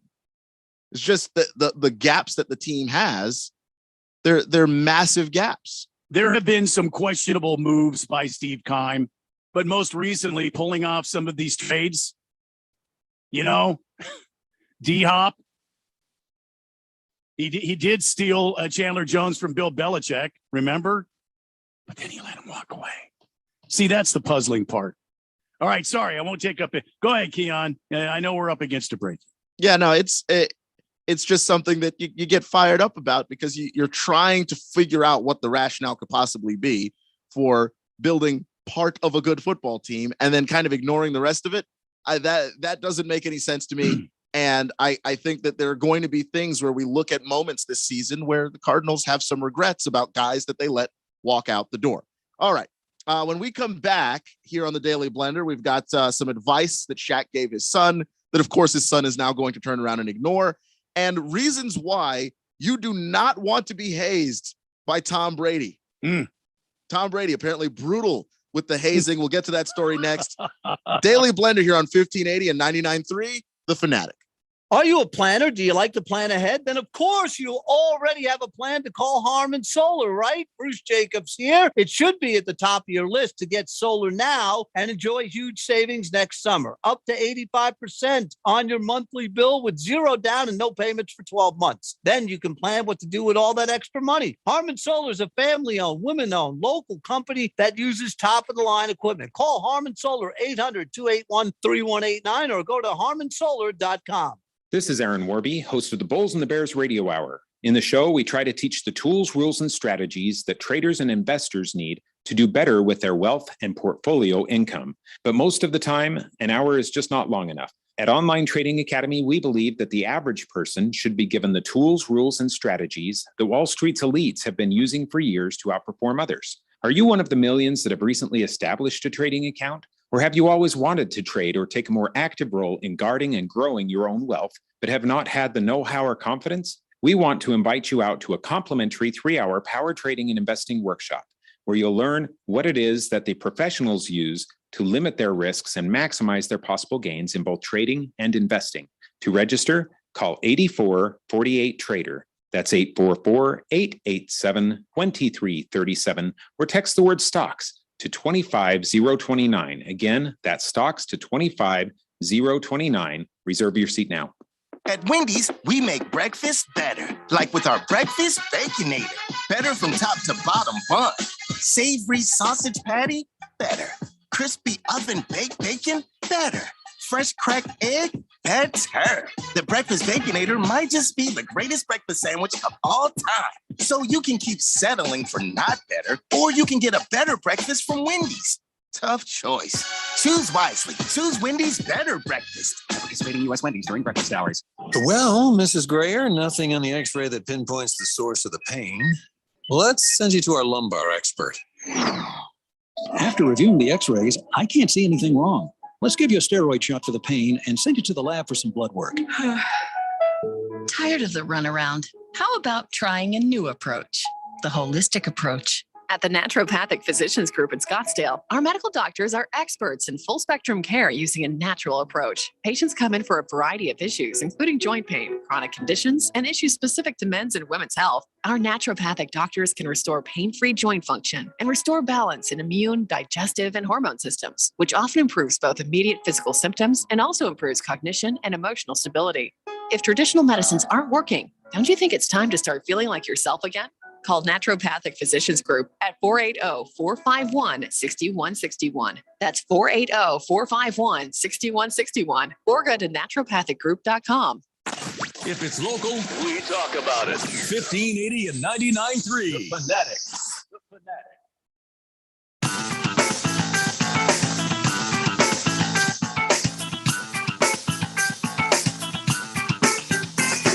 Welcome back to the Daily Blender on a Wednesday afternoon, a whiskey Wednesday afternoon, no less. And we're moving right along here. We're going to talk about Tom Brady in a second and why. Okay. If you were ever a rookie while Tom Brady was in New England, you didn't want to be a rookie while Tom Brady was in New England. Okay. Apparently, Tom Brady, not taking it easy with the hazing there. But first, I do want to talk about Shaq and his son Sharif O'Neal and the upcoming NBA draft. Sharif O'Neal has put his name in the hat to be in the NBA draft, and he said that his dad, Shaquille O'Neal, the very legendary Shaquille O'Neal, did not want his son Sharif to enter the NBA draft. Wanted him to stay in school. And I think for a few good reasons, because we know Shaq, from the TNT broadcast, he is brutally honest. Shaq does not pull punches. If he thinks that you are doing a terrible job, he'll let you know. That there's a reason why he's gotten into so many verbal back and forths with guys like Dwight Howard and Karl Anthony Towns. If Shaq thinks you're soft, he's going to say so. And he has said so about those guys to their face. And so I don't expect him to be any different with his own son. And Sharif, coming out of LSU right now, has a lot of skills that make him valuable to NBA teams. He worked out with a bunch of them, including the Lakers. But the thing about Sharif is that he didn't play that much in college. He battled a lot of injuries. And then when he did finally play, it was sparingly, to the point where, in his college career, he averaged 2.6 points a game. He wasn't blowing the doors off the gym or anything like that. And Shaq just let him know pretty candidly, I think you should stay in school. You've got a really good position to be in where you can finish your education. You can work whatever job you want to work. And hey, if you want to try basketball after you finish school, try basketball after you finish school. But finish school. But Sharif is at this point 22 years old. He can make his own decisions, and he is trying to play basketball professionally, trying to enter the NBA. I just happen to think that if your dad is an NBA legend and he has looked at your skills and looked at your talent and said, get the education first, I would think that would hold incredible value, because it's not like you can't play basketball if you choose to finish that anyway. I think it's funny. So often as a society, we look at people who are the sons of legends. This is a great example. Sharif O'Neal is the son of an NBA legend in Shaquille O'Neal. Sharif is not Shaquille O'Neal. Sharif is not built like Shaquille O'Neal. He does not have the skills like Shaquille O'Neal. Hell, Sharif could probably make a free throw where Shaq's dad couldn't. So, this kid is, I'm sure he's hearing his dad, and I'm sure he's thinking about what his dad is saying, and I'm sure he's considering what his dad is saying. But ultimately, I have a lot of respect for this guy. He faced heart surgery. At one point, he was going to go, I think he was coming to ASU to play basketball. At one point. I know he was recruited by ASU. Yeah. And and before he showed up here, the whole heart situation showed up, and he went through that. And then he went to UCLA, and he played with UCLA, and then he played at LSU. And Shaq is probably like, all dads, generally they want the best for the kids. And maybe he wants Sharif to go play another year, his senior season, and work on some things so he could be even better and make even more money and be taken maybe by a better team in this draft process. But ultimately, I respect Sharif. I think the kid I don't think he's soft at all. Yeah, he probably doesn't have the point averages, but again, he's not Shaquille O'Neal. He's Sharif O'Neal. And, let's see what happens. Maybe he makes a mistake and he goes too soon, and he ends up not playing very much in the NBA at all, and he retires and does, goes and does something else. Whatever it is, I'm sure he's going to be successful at it. because the kid's got that kind of go get it attitude. You know, he sees a challenge. He doesn't run away from it. I think in that way he is very much like his dad. That he's got that mentality of he does want to be the best. He does want to have that opportunity to go challenge himself against other people. And I do think that he does have a point in that when you look at what NBA scouts look for in players, one of the big factors is how old are you? And he's 22, which is actually, as far as NBA scouts are concerned, a little old. You wait another year and you're talking about entering the draft at 23 years old. Scouts are already looking way the hell past you. You're maybe a second rounder if you show up and play really well. So for him, this is an opportunity where maybe even if he is an undrafted player, there are still other avenues for him to wind up in the NBA. Oh, he yeah. could go to the Yeah. G League, Sure. which has developed a number of quality players at this point. He could play internationally. That he still has a ton of options that he can follow if he wants to try and polish his game, get better, and get on a roster, because that's the name of the game. Once you get on a roster, you can make anything happen, but you've got to actually give yourself that opportunity. So I don't blame him for it at all, but I just think that when you've got advice from somebody like Shaq, who not only is one of the greatest to ever play the game of basketball, but somebody who is incredibly business-minded. You know, Shaq understands what it takes to run multiple businesses and be successful. Shaq is somebody who went to school as an adult and got his doctorate because it was a promise he made to his mom that was something that he wanted to do. So I think he looks at his son and goes, hey, you know, education is probably better for you. It's going to make you more successful. I know you want to play ball, but I'm saying as somebody who's won multiple championships and multiple titles and done everything in the NBA that a person can do, right? The education's more important. I think that's where Shaq's coming from when Well, he's looking at his son. And you know, listen, Shaq, I got some advice for you. Being a father of 6 myself, yeah, they're going to reach an age, man. They're going to hear what you have to say, but they're going to do what they're going to do, man. I got a 24-year-old that's going to do what he's going to do. You know, and right around 30, these kids start realizing just how wise you actually are, because they start to get some wisdom under their belt. You know, I've had a few phone calls like, dear God, Dad, how did you do it with all of us? I just packed the car up to go on vacation and I need a nap. You know, they start seeing the hard work and what it takes. Right now, Sharif has got something in front of him and he wants to go get it. So Shaq, pat him on the butt, send him on his way, let him figure it out. He's going to be okay either way. 888-368-1580. Fed fan, I'm sorry, Hefty Lefty says Brady butt chugs because he likes the feeling. What? The hell's a butt chug? I don't know what that means. Hefty Lefty goes on to say, I don't know if this is for us or not. This is sort of a strange and weird text. He says, but I don't know why that lady is sighing so hard after being prescribed steroids. I had to consult numerous doctors to finally get prescribed Anavar. I don't know what that means, Hefty Lefty, but thank you. Fed fan says, even though this has nothing to do with what we're talking about, I just want to give a shout out to all you YouTubers who post instructional videos. I just learned how to fold shirts in under 5 seconds, and now I feel like the laundry superstar. No, Fed fan, you're the laundry ninja. Kyle G says, some bottom tier teams will take O'Neal for the name to make some money off of it. He'll ride the bench and play some garbage time and then not get a second contract. He should have stayed in school, probably.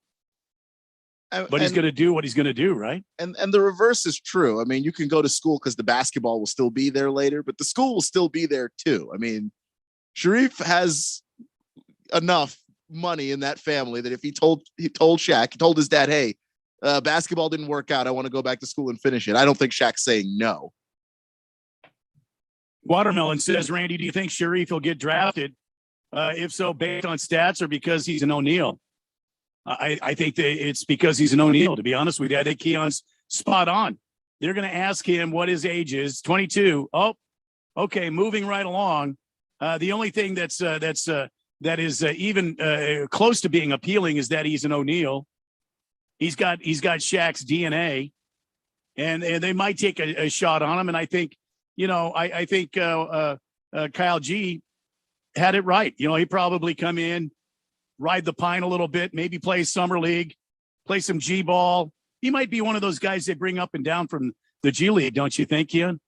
That could be a possibility too.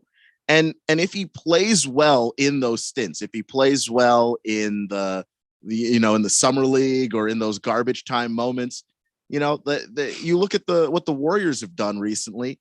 Kevon Looney was a big part of what they did this past playoff run, but there were points where Kevon Looney was only getting some run off the bench playing in garbage time. If you can do something in those moments, play well, make shots, grab rebounds, then you might see some minutes in a game if somebody gets injured or goes down. I just think he's given himself a chance. 888-368-1580. Cardinal Art says, Randy, may I please have an ice cold brew while I'm outside frying these good old catfish fillets? Absolutely. And then he goes on to say, under the patio, that is. Smart man. Okay, under the patio? You mean on the patio? Because if you're under the patio, that's one hell of a man cave. I think it's on the patio, but maybe under an awning Cardinal or something. I hope you have some sort of ventilation going on if you're grilling under the patio. We may have to call the fire department. Smoke inhalation's bad for you.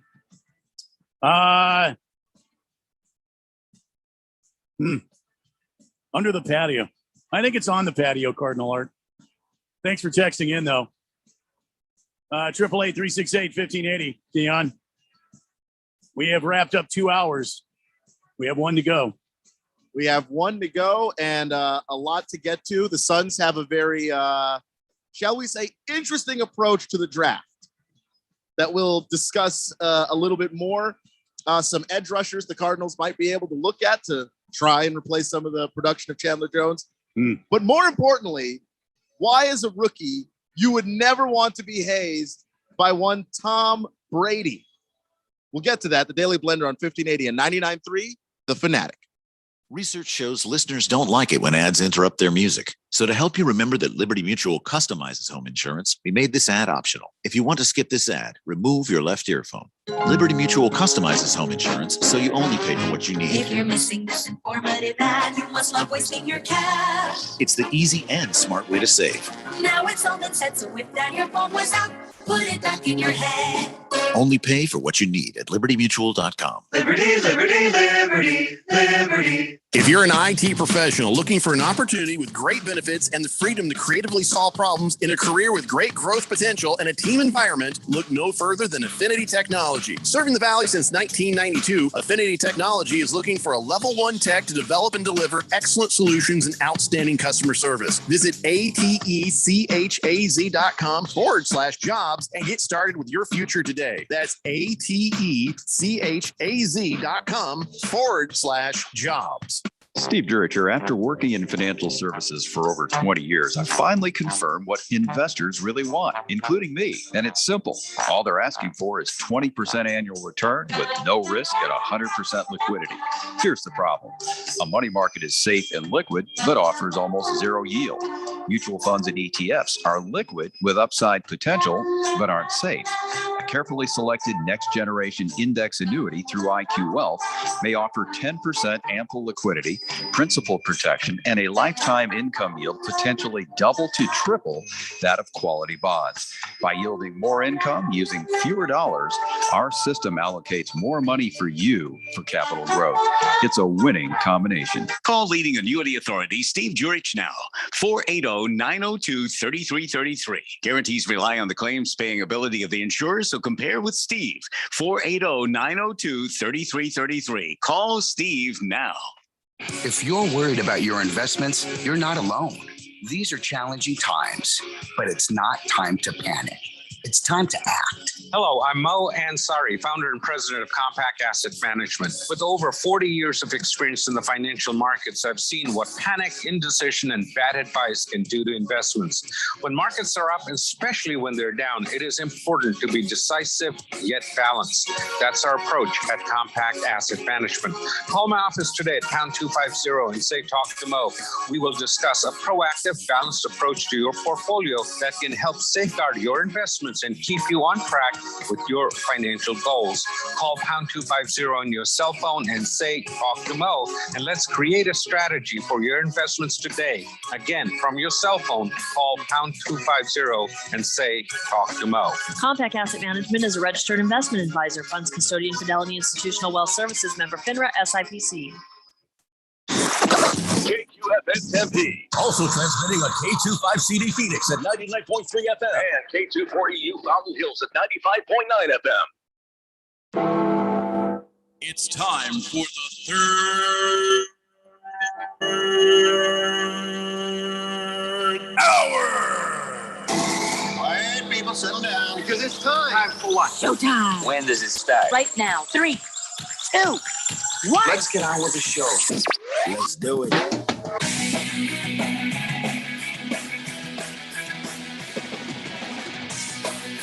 Welcome back to hour number 3 of the Daily Blender, broadcasting live from the Harmon Solar Mega Complex in Scottsdale.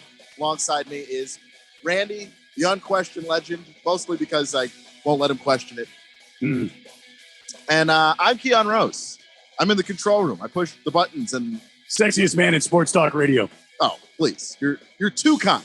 And I'm accurate if I'm anything. Well, that is also true. That is also true. So I saw this story about Tom Brady. Oh no. Tom Brady not taking it easy on the rookies that enter the league. And we all know about the rookie hazing in the NFL.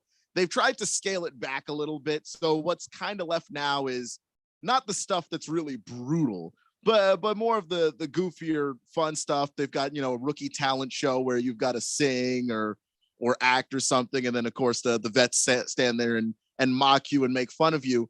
But the other thing that happens is usually whatever your position group is, or if you're going with the offense, if you're a first round draft pick, you take the offense out to dinner. You take the quarterback room out to dinner. And this is where a lot of the hazing tends to happen because everybody knows that you've got that new rookie contract, brand new, shiny. So when you take them out to dinner, they try to figure out how to run the tab up as high as it could possibly go.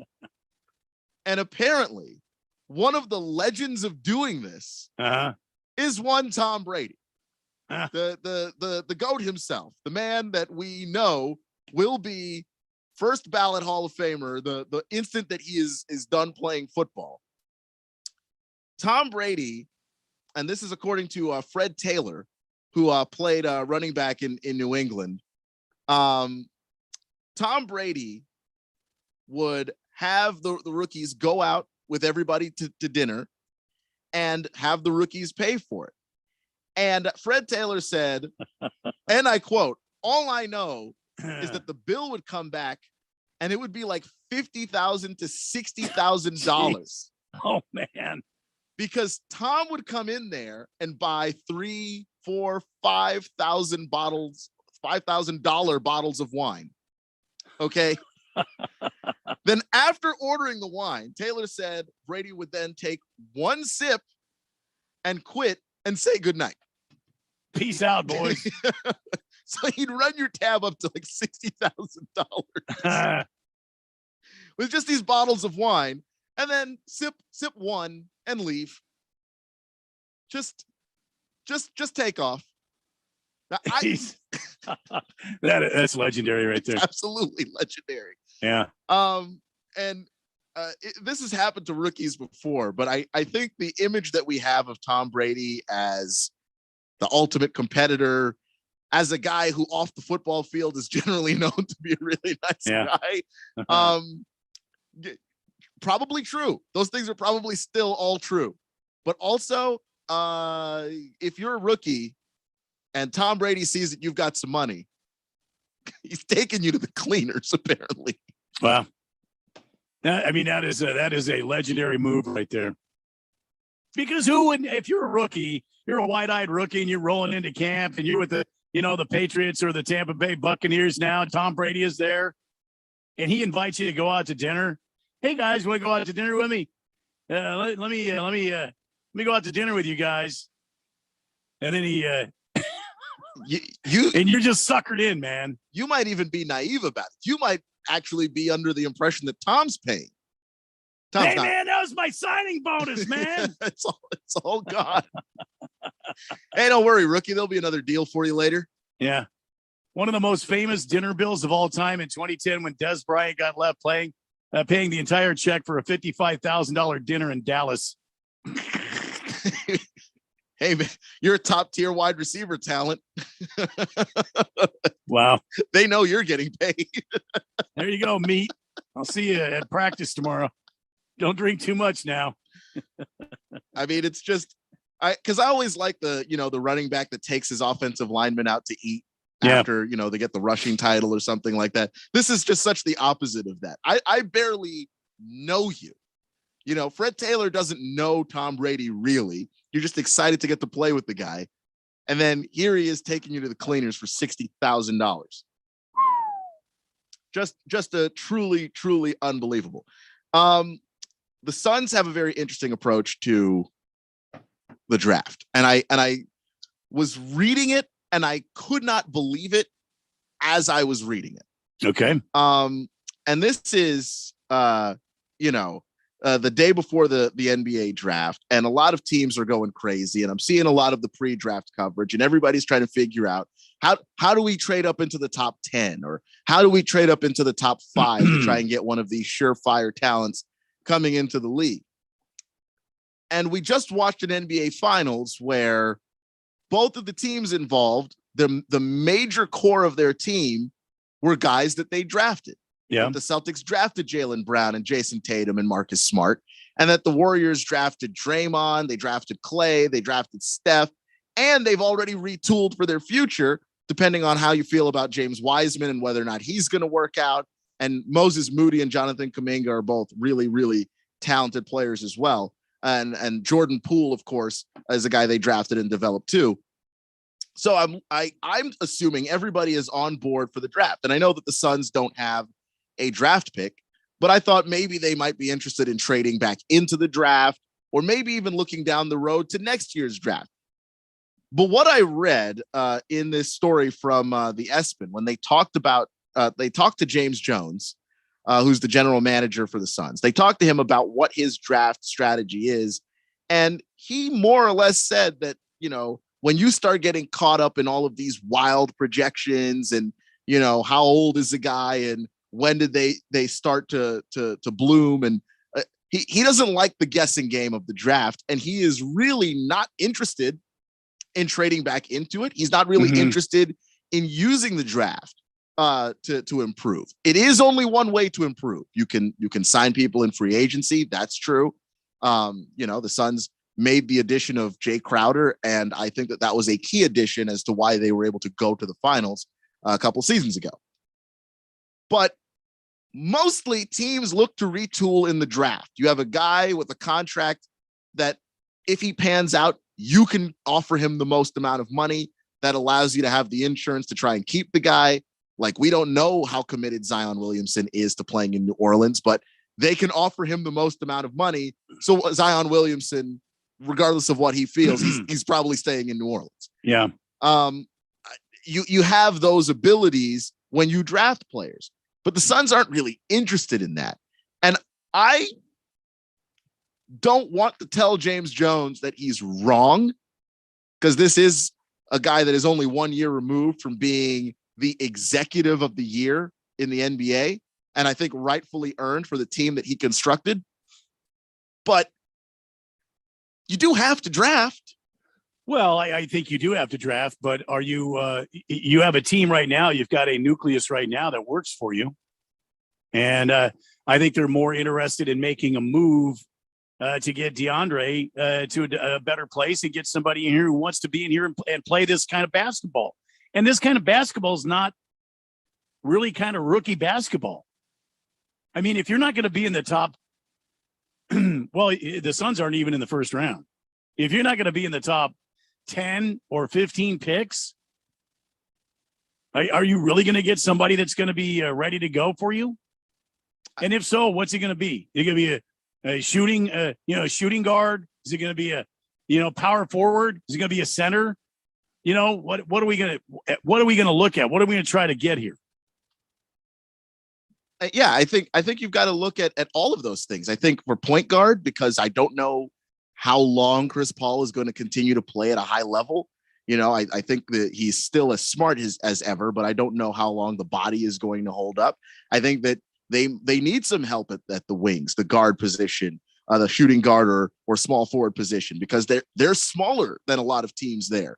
Luka was able to have his way against the defense because he has the size advantage there. And of course, if you're going to let DeAndre Ayton go, then looking at center is also something that you could do. And I do think that the Suns want to win right now, but I think how you keep championship windows open is you draft guys and develop them. And there's a reason why the Warriors are now winning their 4th title in 8 years. It's because they've been able to find guys to keep that championship window open. And yeah, if you draft somebody at 28 or you draft somebody at 30, you're not necessarily going to find somebody who's going to show up on day one. You open the box and they're ready to contribute. But you have somebody that maybe in a year or two, learning behind Chris Paul, you can keep the ball rolling on what the Suns want to do, because it's a little bit harder to try and go get somebody and bring them into this system than it is to draft a guy who maybe has a lot of upside and potential, and then you draft them and you coach them the way you want them to play. You coach them the way you think your system works. And I think that is a strong quality move to make. The Suns aren't making it. And I don't want to tell James Jones he's wrong, because look at what he's built already. But how do you keep a championship window open if you don't want to draft? Well, I understand exactly what you're saying, and I'm not disagreeing with you at all. I am agreeing with you 110%. But let's remember, it was just 2 years ago that the Phoenix Suns were in chaos and turmoil. They had Devin Booker here. They had the first overall pick in the draft, and they selected DeAndre Ayton, and they didn't have much else. Remember all that chaos that was going on with the Phoenix Suns? And then you finally get James Jones in here, and he tries to make some semblance of order. You had players that didn't want to show up at personal meet and greets that the team had set up. They didn't want to honor their contracts. They just wanted to get out of here and go to other teams. And it's only been the last 2-3 years where the Phoenix program has started to pick up. And quite honestly, I don't understand the draft system, how they can trade away first-round picks like in 2025, but it's only 2020. You know what I mean? We'll give you a first-rounder in 2025 and $700,000 and a Kia, a Geo Metro. There's some of their draft stuff is kind of weird. So the Suns they painted themselves in a corner. They don't have a first round pick. Quite honestly, I think they're going to go. I think James Jones is going to go about it a different way. I think he's going to look at free agency. He's got a huge, a huge bargaining chip with DeAndre Ayton. I mean, he can make a block, but if he can bring CP3 here, imagine what he can do with DeAndre Ayton. I mean, I don't even think we can realize what he could do with DeAndre Ayton. Yeah, I think that's a big part of it. And the reason why I'm not panicking, I'm just asking, can you keep a championship window open in a Western Conference that seems to get better every single year? Well, yeah, 100% I agree with that. But remember, the Suns did not have any sort of semblance of order. They were just the blind leading the blind. They weren't able to make any intelligent moves. Now you've got somebody in the GM's chair that knows what the hell he's doing. Now you can start to build a team. Now you can start, when you do have draft picks, make the most of them. Use the bargaining chips you have now to bring in other talent that can help you push you over that hump. Yes, and now I agree with you. Golden State did it exactly the right way. They worked on their draft. They picked out wise people and good. They had wise people in the draft process that they went out and picked out great players that fit their game plan. Before this, man, I don't. Maybe Robert Sarver was making all the calls. Maybe he was in the draft room like Jerry does. And instead of getting a Kyle Pitts that he needed, he picks up somebody else. You know what I mean? The Suns are just now realizing some success because Robert Sarver, I think, is backed out of the way and let people do their jobs. And James Jones has done an incredible job, which is why I'm only asking because I don't want to insinuate that James Jones doesn't have any idea what he's talking about. The guy has forgotten more basketball than you and I will ever know. Yeah. And he has clearly constructed a roster. And look, if he wants to use another avenue to get better, then I can't blame him, especially, like you said, with DeAndre Ayton being the trade piece that he is. Because we know a couple of things right now about the DeAndre Ayton situation. One, we know DeAndre wants the max. And two, we know that there are at least 3 teams that are willing to pay him that max. One is the Raptors. The Pacers would be interested. And the Hawks came knocking on the door to find out whether or not DeAndre Ayton was available. So they're going to have their pick of what direction that they want to go. And I think it's going to help them in the short term, regardless of whatever it is that they want to do. I just don't know that I've ever seen a team whose approach to roster building is, I don't really care about the draft that much. I just don't know if I've seen it. Yeah, I mean, I understand what you're saying. But a team that doesn't even have a first-round pick, what do you want them to say? We're going to stand by and salivate and watch everybody else, pick the carcass clean off the bones and leave us some cartilage and maybe a little, a few pieces of meat at Thanksgiving. I would have thought that, focus on, the draft, this year's draft, we're just not in it. We made some moves that caused us to not have a pick, but it's right. All fine because next year's draft, we'll worry about drafting then and focus on what we can focus on. He was like, we don't care. This is not our priority in the way. And he seemed really dismissive of the way that other general managers kind of go about it. And I think he's right to a degree because a lot of this is just the sort of fawning after certain players. Yeah. Kyrie Irving played 11 games in his career and you're trying to figure out what that guy's going to be. Or the Warriors drafted James Wiseman. James Wiseman played, I think 3 games for was it Vanderbilt or Memphis? It was Memphis. He played like 3 games for Memphis, and you're trying to figure out on a sample size that small, what is this person going to be for this team and be for this roster? And I think that that's the part of the process that James Jones is just not interested in doing when there are perfectly good guys in the league. Yes. That they've already been evaluated. Well, I mean, right now, but when the Suns do have a first round pick, I guarantee you they'll either be figuring out a way to use it as a bargaining chip to trade for somebody else, or they'll start identifying players to bring in and develop. And I think James Jones understands, Chris Paul's not going to be here forever. I bet Chris Paul does 2 years and he's out. 888-368-1580. Hefty Lefty says Pistons traded Jeremy Grant to the Blazers. According to overzealous Twitter fans, this confirms Ayton to the Pistons, Lillard to the Lakers after they trade him to Charlotte for Gordon Hayward. Wow. See, that's what I mean about these NBA trades, sign and trades. Big George wants to know, does that commercial for Liberty Mutual actually work where if you take off your left headphone, you won't hear the commercial? Hard to do when you're listening on the radio. Yeah, it's true. That and aren't we in mono? We are monaural. Yes. I don't think it's going to work. No, not here. We're not in stereo. Stereo. Watermelon says, hey, Randy, quick question. Is Keon sexier than Dean Blandino? By a long shot. Oh, come on. No way. By a long shot. Dean Blandino? Dude, you are the sexiest man in sports talk radio. Dean Blandino is just the sexiest man. He has the sexiest name in sports. Okay, that's fair. But Still, I mean, I feel Keon's flat out the sexiest man in sports talk radio. I feel uncomfortable putting myself above Dean Blandino. Well, you don't have to. The fourth dimension has already done it for you, my friend. Cardinal Art says, okay, it's clear. Let's clear this up. I'm outside on the patio, portable AC blowing, frying catfish fillets, drinking cold ones, and listening to the best show on the air at this time. Now, may I have a cold one and a weather forecast report, Randy? Well, I mean, I already gave you a cold one.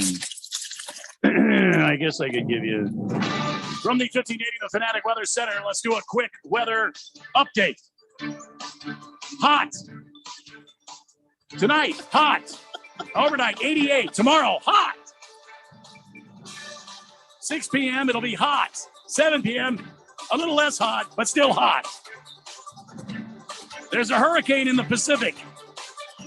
From the 1580 The Fanatic Weather Center, Chief Meteorologist Randy White. Back to you, Keon, as we go to break on 1580 The Fanatic. Thank you, Randy. I don't know what's happening. It's happening to my music here. Yeah, it had a mind of its own there for a second. Yeah. We're gonna go to break, but when we come back, there was an NFL story that I did want to get to, totally forgot, which is that the NFL is seeking arbitration for the Brian Flores racial discrimination suit. And I don't necessarily want to talk about the lawsuit itself because we've talked about that a bunch. Okay. I want to get to why the league is so hasty to get to arbitration for this. There are a few reasons why that might be the case. So we'll get to that. On the other side, you're listening to the Daily Blender here on 1580 and 99.3 The Fanatic.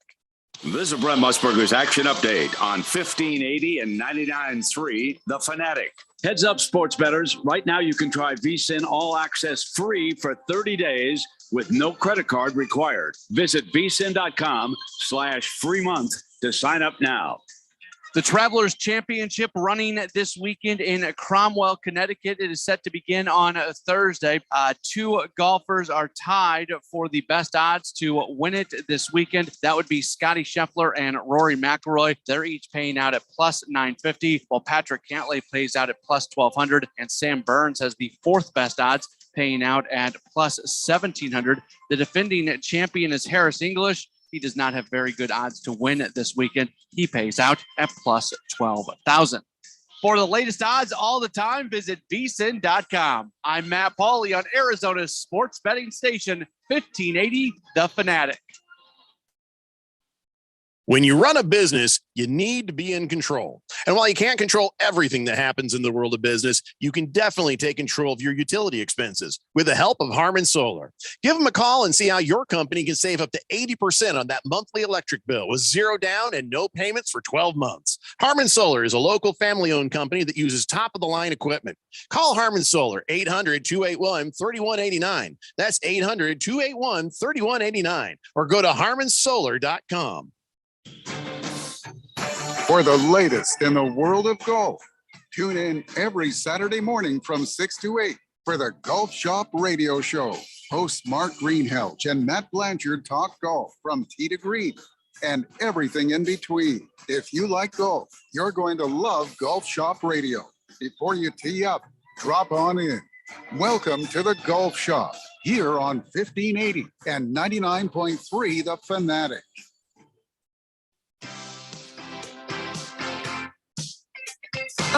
Hey, Dad. Cool if I change this? They may not get each other's music, but they can both get a COVID-19 booster shot.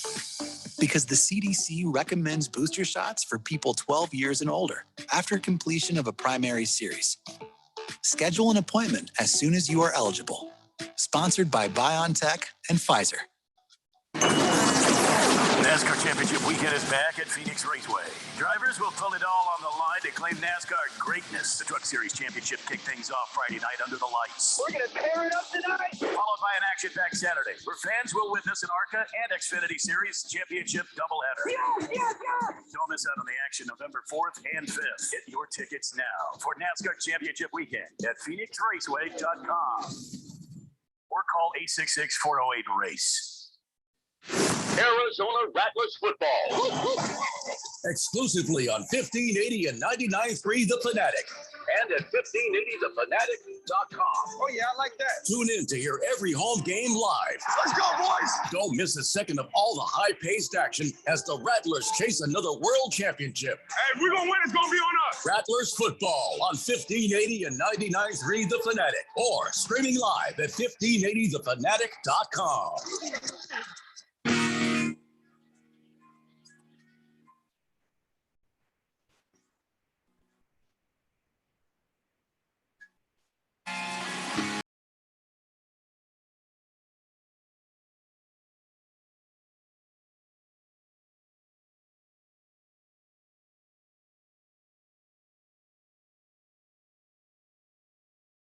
Casting live from the Harmon Solar Mega Complex in Scottsdale, Arizona. And we've got one more NFL story to get to, one that I almost missed and forgot. And I have plenty of reasons why this one is very, very interesting to me.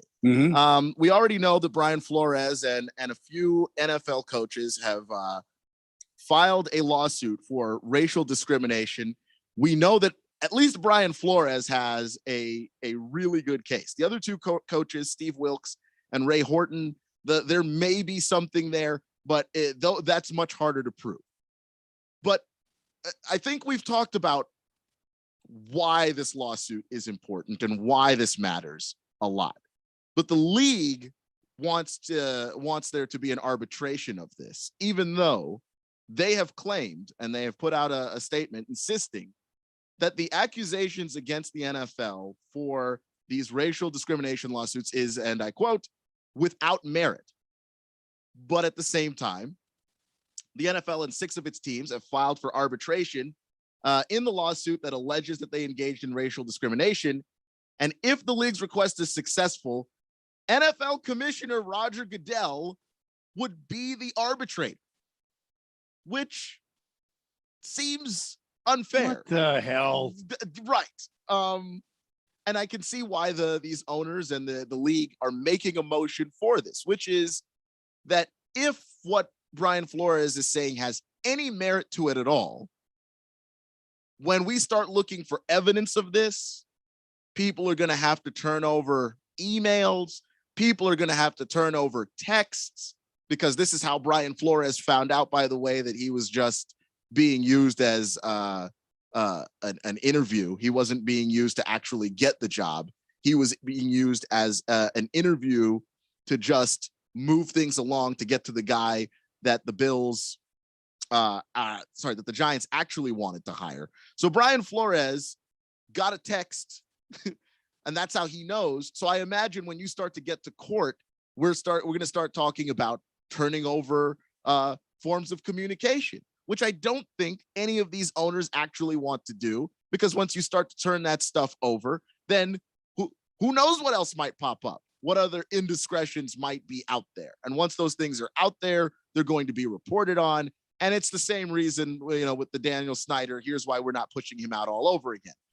Nobody wants the dirt to come back on them, because then you've got questions and all of this stuff. I think that is the real reason why the league is pushing very hard for this arbitration, because if they simply waited, it would go to court.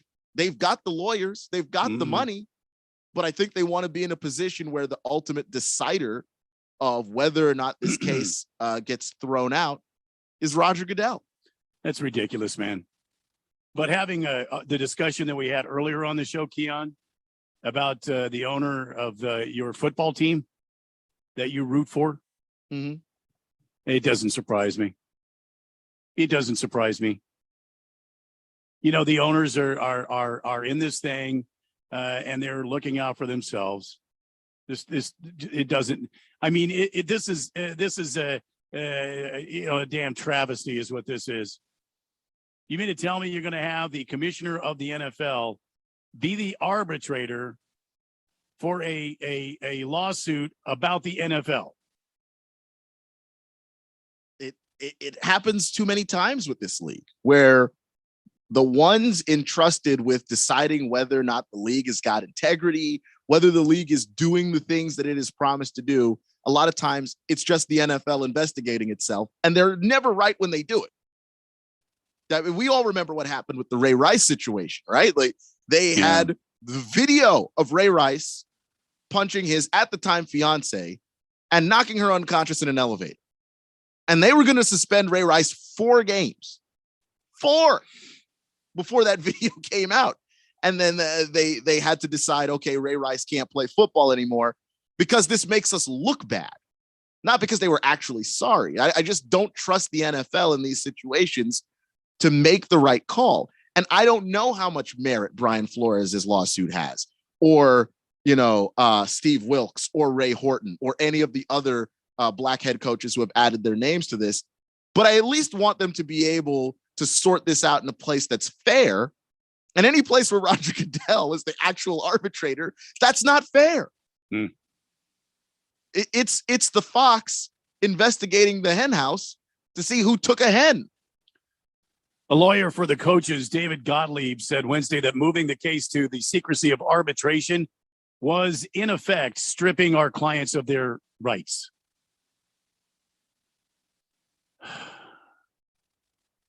Because I think that's what the 3 coaches here who have put their name on this lawsuit, that transparency is what they're looking for. That's what they're looking for. And the NFL is allergic to transparency. It's a class action, a lawsuit and specified damages against the New York Giants, Miami Dolphins, Denver Broncos, Houston Texans, Arizona Cardinals, and the Tennessee Titans. Insisted arbitration agreements will require the coaches to assert their claims individually. And that's to me, I wonder if this is actually going to be agreed upon and if they can actually make this happen and what recourse, those coaches have. Kind of makes me sick, man. I understand that. Definitely makes me sick, because if the NFL has nothing to hide, then they should be able to do that in the light of day. Exactly. They should be able to do that in a court. It's like I said about Texas A&M. If you've got nothing to hide, don't make a big deal over this. If you're above board and everything, why are you protesting so much? Why are you demanding Nick Saban gets, punished? And now the NFL is looking for arbitration. And the ridiculous fact on this is that they want the commissioner to be the arbitrator. I believe with today's show, I have seen more stupidity on the part of the NFL than I have ever seen before. And that includes the catch rule, which nobody understands. And nobody liked, and we complained about it to the NFL for 10 years and they refused to fix it. Yeah. And this is somehow dumber than that. Or maybe the time that the NFL, we had all of these claims of CTE and brain damage from playing the sport, and the NFL said, we're going to investigate it ourselves. Then found out that CTE exists and just buried the investigation. Yeah. Just didn't share it with anybody. Yeah, let's just not put that out there. 888-368-1580 on the text line. Oopla the Mock says, I thought typhoons were in the Pacific, hurricanes in the Atlantic. I don't think that's true. You have typhoons and then you have hurricanes. I don't think there's a determining. Is it a north or south hurricane of the equator thing? Yeah, I have no idea. Maybe, I don't know. Maybe south of the equator, it's typhoon. Perhaps. Science classes were tough for me. FedFan says, Tampa Bay has already scored.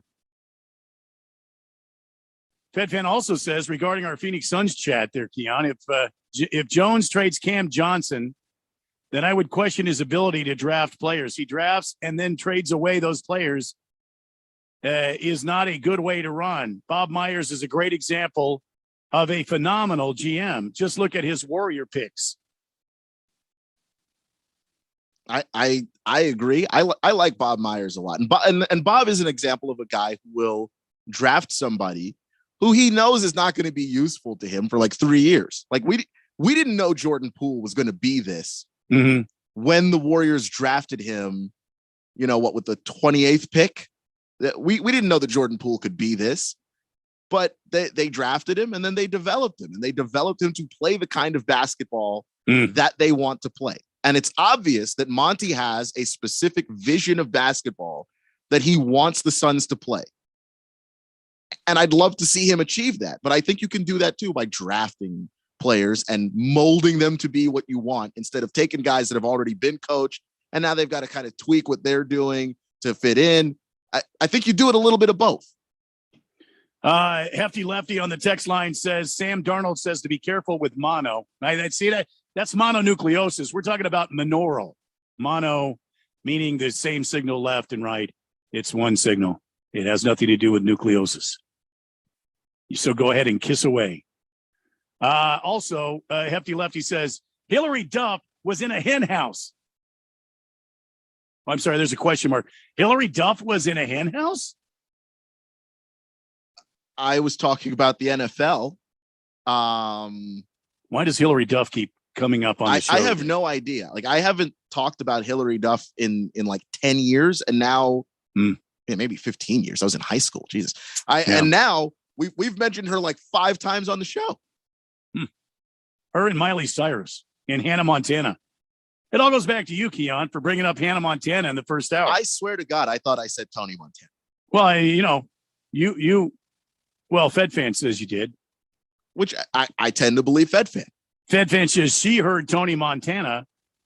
I thought nobody else. Nobody else from the fourth dimension heard Tony Montana. They all heard Hannah Montana. Then it spiraled out of control from there, Keon. Hell, we've turned the Daily Blender into a damn episode of Hannah Montana, starring Miley Cyrus and Hillary Duff. Apparently, I didn't mean for it to be this way. FedFan says, "Here's NFL attitude: we are elite. The rest of you are peons. Get over it." I tend to agree. That's how they act. I tend to agree. Like actions speak louder than words. That's how they act. I want to be around when the hammer falls on the NFL. When they finally can't get away with. Yeah. When it all unravels for the NFL. I want to be around when that happens. Because you have to think it will, right? Non-profit organization BS for the NFL. They get all sorts of breaks because they're a quote-unquote non-profit. The PGA too, by the way, is a non-profit. I can't wait till that ball of yarn unwinds. I want to be around and just see it. Big George says Hillary Duff was not in the hen house. She was in Lizzie McGuire. Big George, how do you know so much about Hillary Duff? Does your wife know? I barely remember that show. I don't even know that much. I had teenage daughters. I had girls growing up in my house. I don't even know that much. Well, we were talking about the NFL seeking arbitration for Coach Flores, this racial discrimination suit. I don't know what to say, Keon. Like I said just now, I want to be around when everything comes apart, and everybody in the NFL is just lambasted. You would just love to see at some point the stuff that we know that the NFL is involved with, the shady dealings, the under the table stuff. Yeah, I 100% agree with you. There's more than meets the eye there. Come on, man. Yeah, you just love to see that stuff maybe see the light of day, potentially. Yeah. But anyway, that's the most disturbing thing I think I've seen today, where it's just Roger Goodell could be the guy deciding whether or not the NFL is guilty in a case. I don't know how that's even legally acceptable. Big George might have an explanation, but regardless, that is something that I just thought everybody ought to know. That's what's going down here. So when we come back on the Daily Blender, we're going to talk about maybe some potential edge rushers who can help the Cardinals, maybe replace a little bit of that production that Chandler Jones had. Yeah. But also, Ohio State is insufferable just as a university, Yes. As a football program, as a Yes. basketball program, whatever it is that they actually put their hands to do, Yes. they do it in the most insufferable way possible. And I've got really bad news for everybody. Ohio State just got way more insufferable, and we're going to talk about it next here on the Daily Blender on 1580 and 99.3 The Fanatic. When it comes to covering the high school sports scene in Arizona, AZ Preps 365 has all the answers. Every Saturday morning from 8 until 10, they break down games, interview the newsmakers, talk with coaches from around the state, and stay up to date with what's happening with prep athletes and breaking news from the Arizona prep scene. It's AZ Preps 365, 8 till 10 Saturday mornings on 1580 and 99.3 The Fanatic, and always on at 1580thefanatic.com. Are you in retirement and feeling stuck in your current home? Are you scrambling to sell your home in order to get the cash? Would you like a safe and secure solution for downsizing, smart sizing, or upsizing in the current housing market? Rob Canyor here from Money Radio 1510 and the Retire Right with Reverse Rob show with a solution for homeowners age 62 and older. Come visit our office in Scottsdale on Thursday, June 23rd from 9 to 11 a.m. to learn more. You can simply RSVP at www.reverserob.com or by calling us at 602-REVERSE, 602-738-3773 to reserve your spot. You'll be glad you did. Market Wrap host Mo Ansari talks about the dangers of emotional investing. There's two things that people sell. One is greed and one is fear. Whenever you buy either one of those, you're going to end up getting burned because they are the epitome of emotions. And you've heard me say, whenever emotions take over, you're in trouble. If you don't want that to happen to you, give us a call. We'll be more than happy to do an objective evaluation of your portfolio. You'll find the right degree of risk, what you have in your portfolio, what you should have, depending on your age, depending on your emotional makeup, depending on your financial makeup, depending on what your objectives are. All of those things go in to determine the correct balance of portfolio. We'll do that for you. It is free. You have to at least get started. If you're ready to get started, call pound 250 and say talk to Mo, or go to compact.com and click on the Get Started button. That's COMPAK.com. Compact Asset Management is a registered investment advisor, funds custodian, Fidelity Institutional Wealth Services, member FINRA, SIPC. A sapiosexual is a person who's attracted to intelligence. Do you choose brains over beauty? Like mind over muscle? Prefer Shakespeare To be or not to be? to a puppeteer? Hey, which one's the dummy? So if you are sapiosexual and your current conversation is about to get, shall we say, intellectually stimulating, reach for Shakespeare Vodka, a thoughtfully engineered spirit with pure, smooth flavor that tastes like poetry in a bottle. Shakespeare Vodka, the taste of intelligence. 1580 and 99.3 The Fanatic. Live and local.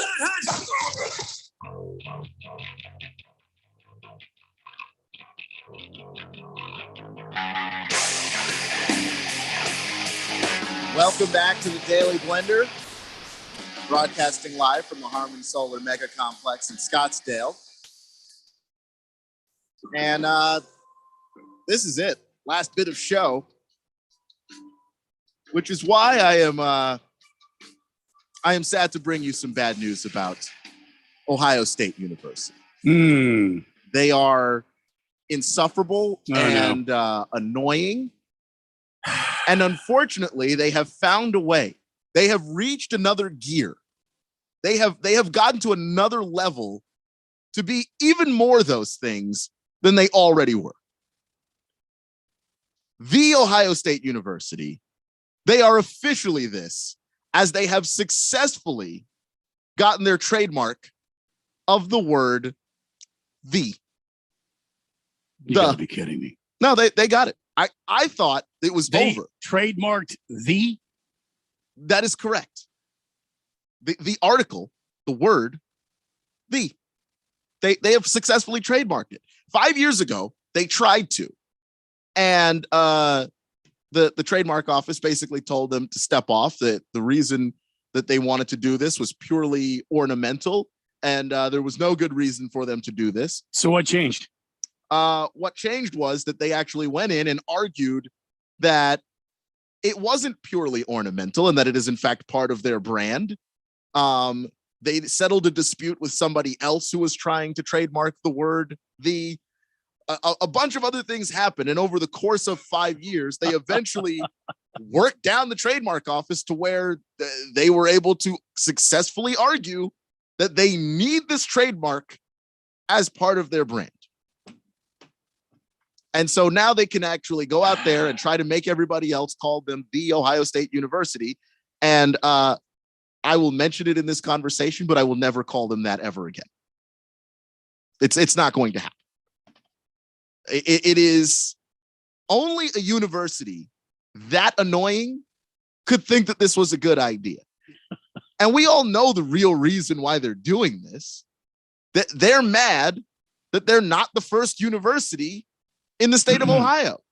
Ohio University is the first university, and Ohio University, despite not being as successful in athletics, never lets them forget that the actual university, the first state university in the state of Ohio was Ohio University. So Ohio State has to do all of this. Let's trademark "the" and we'll be the Ohio State University. They have to do this so that they can go to sleep at night feeling like the big brother school. And sure, in athletics, that might be true. But you're not. You're not. Sad to say. You are the little brother school, and this is them trying to work out that complex in front of all of us, and they've now dragged the rest of America into it. That's what's happening here. I couldn't be more disappointed in an organization if I tried. Disappointed. Completely disappointed. This is as bad as a bat flip. I mean, in my thinking, this is horrible. This is as bad as the dances these guys do around the bases after they hit a simple home run. I think this is worse, and I'll tell you why. The Ohio State University used the mechanism of the legal system to make this happen. Nobody who bat flips is using the legal system to do it. They just do it, and then you roll your eyes at them and move on. This is they fought this for 5 years. Lawyers got paid to do this. Why? I don't understand. Jeez, we go from a story about racial inequality in the NFL to Ohio State has to trademark "the."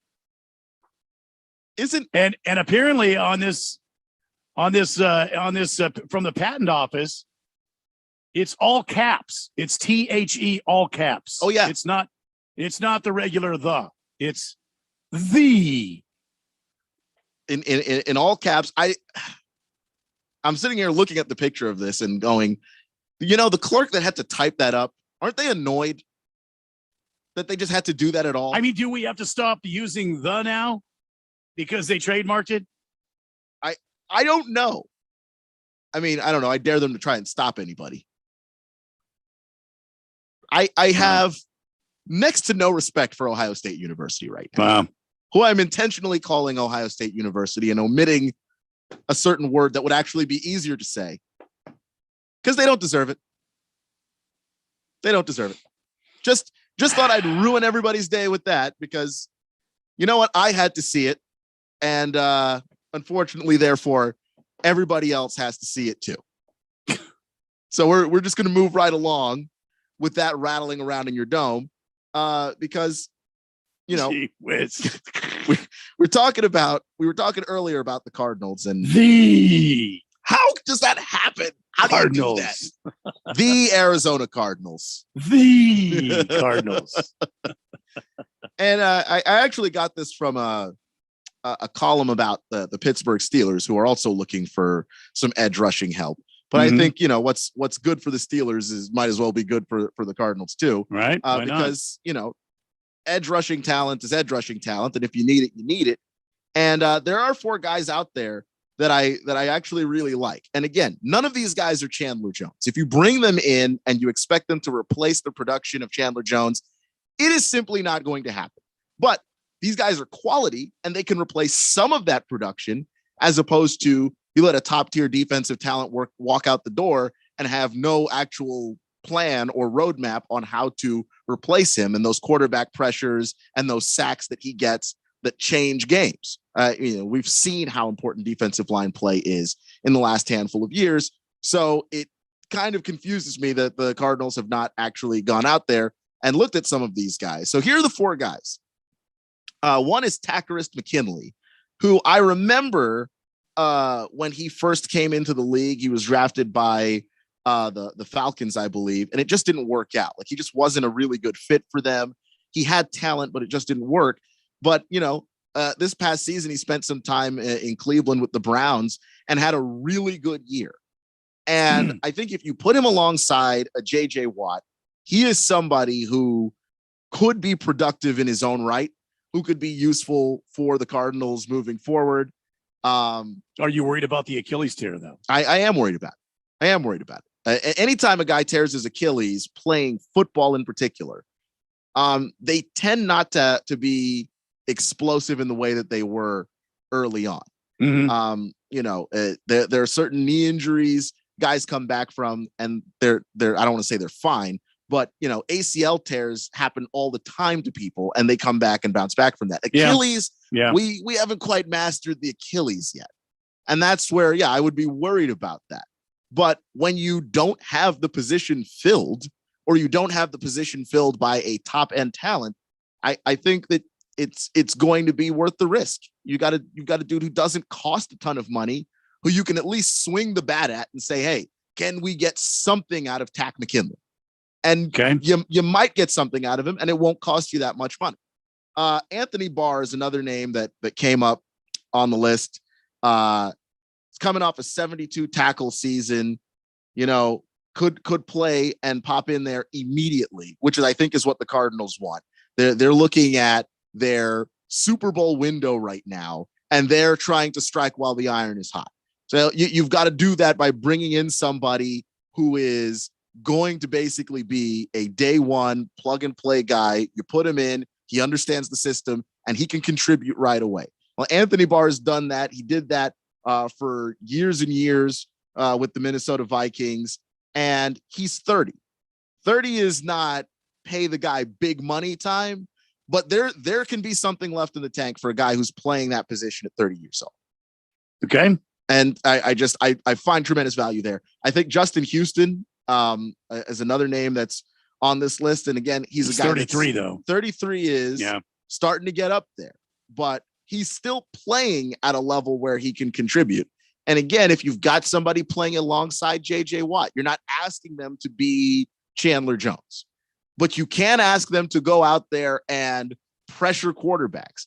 And you talked about it earlier. We've got damn Matt Stafford in this division that you've got to play 2 times a year. And Trey Lance, I don't know how good Trey Lance can be. I personally like him a lot, and I like his upside. But I'll tell you one thing: Trey Lance is an absolute pain in the ass to have to try and figure out how to tackle. Yeah. He's a big, mobile guy with a strong arm. Mm-hmm. You've got to hit that guy early and often and start really beating him up, especially with his lack of experience in the league. You just need that pressure. And I think Justin Houston can give you that. And at the very least, he can be a really solid backup, if nothing else. And then the last name on this list, that is actually my favorite name on this list, is Carlos Dunlap. And the reason why he is a tremendous target to go after for this is he had an 8.5 sack season with Seattle last year. And he's physically really freaky. I always like the edge rushers who are really twitchy guys. Mm-hmm. That just the ball is snapped, and before anybody moves, they're already in motion. Head first, headed for the tackle or trying to figure out how to get around that guy and beat him. Carlos Dunlap has that. He can give you that. And I think that if you end up in a situation where JJ Watt goes down, even for just a handful of games, I think Carlos Dunlap is somebody who can be productive on his own and really help you out. And I just have the frustration that I think that you have as well, looking at this team and going, you got to get that edge rusher there, because I think the secondary is solid. Yeah. And Warren Sapp used to say this all the time. The front half of a defense and the back half have to work together. If you don't have the pressure on the front end, I don't care how good your secondary is. You know, I don't care how good Budda Baker is. It's not going to work out if you don't have that pressure up front. Well, I hope the Cardinals make a move on one of these guys. It'd be nice to see them try to fill that gap. Big George says, Keon, I don't think the court's going to allow Roger Goodell to preside over the arbitration hearing. Arbitration has to first be approved by the court, and then the court will decide who the arbitrator is, not the NFL. No way in hell a judge will allow Roger Goodell to preside over any arbitration hearing, since he is the commissioner of the adverse party. And on this date in sports history, Big George is asking, also good cat, great. Now OSU got the douche LaBaby James will somehow trademark Taco Tuesday. Perfect. Fed Fan says, I'm a chick and I didn't even know that much about Hillary Duff. And I want to be known as the Fed Fan. Hefty Lefty says, I hope every university sells athletic shirts this upcoming season that has the THEE, whatever your university is. Like the Arizona State Sun Devils, just as a petty middle finger to the backup school for most Ohioans. Mr. Pink Eye says, maybe these 1580 The Fanatic can panted the, but in the color red, I'm sure the Ohio State hasn't thought of the color. And Big George on this date in Big George's sports history. I mean, that was a lot right there. That was a lot right there, Keon. There was a lot, and let's try and see if we can get to all right on this date in Big George's sports history before we have to roll out of here. All right, here we go. Back in the year 1999, although he had been dead for 51 years, Chicago Cubs outfielder Hack Wilson was awarded another RBI for a game he played all the way back in July of 1930, increasing his major league season record number of RBI to 191. The commissioner's office revised the total after baseball's historian Jerome Holtzman discovered that Wilson did not get credit for driving in Kiki Kyler with a third inning single. Back to me, Keon. That's a good one right there. Adjusting the stats. Well, it's been a good day, Keon. Lots of information. Got the NBA draft coming up. Of course, Lightning and Colorado. Who's going to win tonight, Lightning or Colorado? I'm leaning towards the Lightning, but of course, I just want this series to go 7 games because that would be the most fun outcome. Yeah. And, tomorrow we can do some mocking my mock draft for the NBA draft. Hey, I like it. Congratulations to Maple Leaf star Austin Matthews, named the Hart Trophy winner. That's the MVP to you civilians. You're listening to the Daily Blender on 1580 and 99.3 The Fanatic. Get out of here. You know that Constructors Bonding has been Arizona's leader in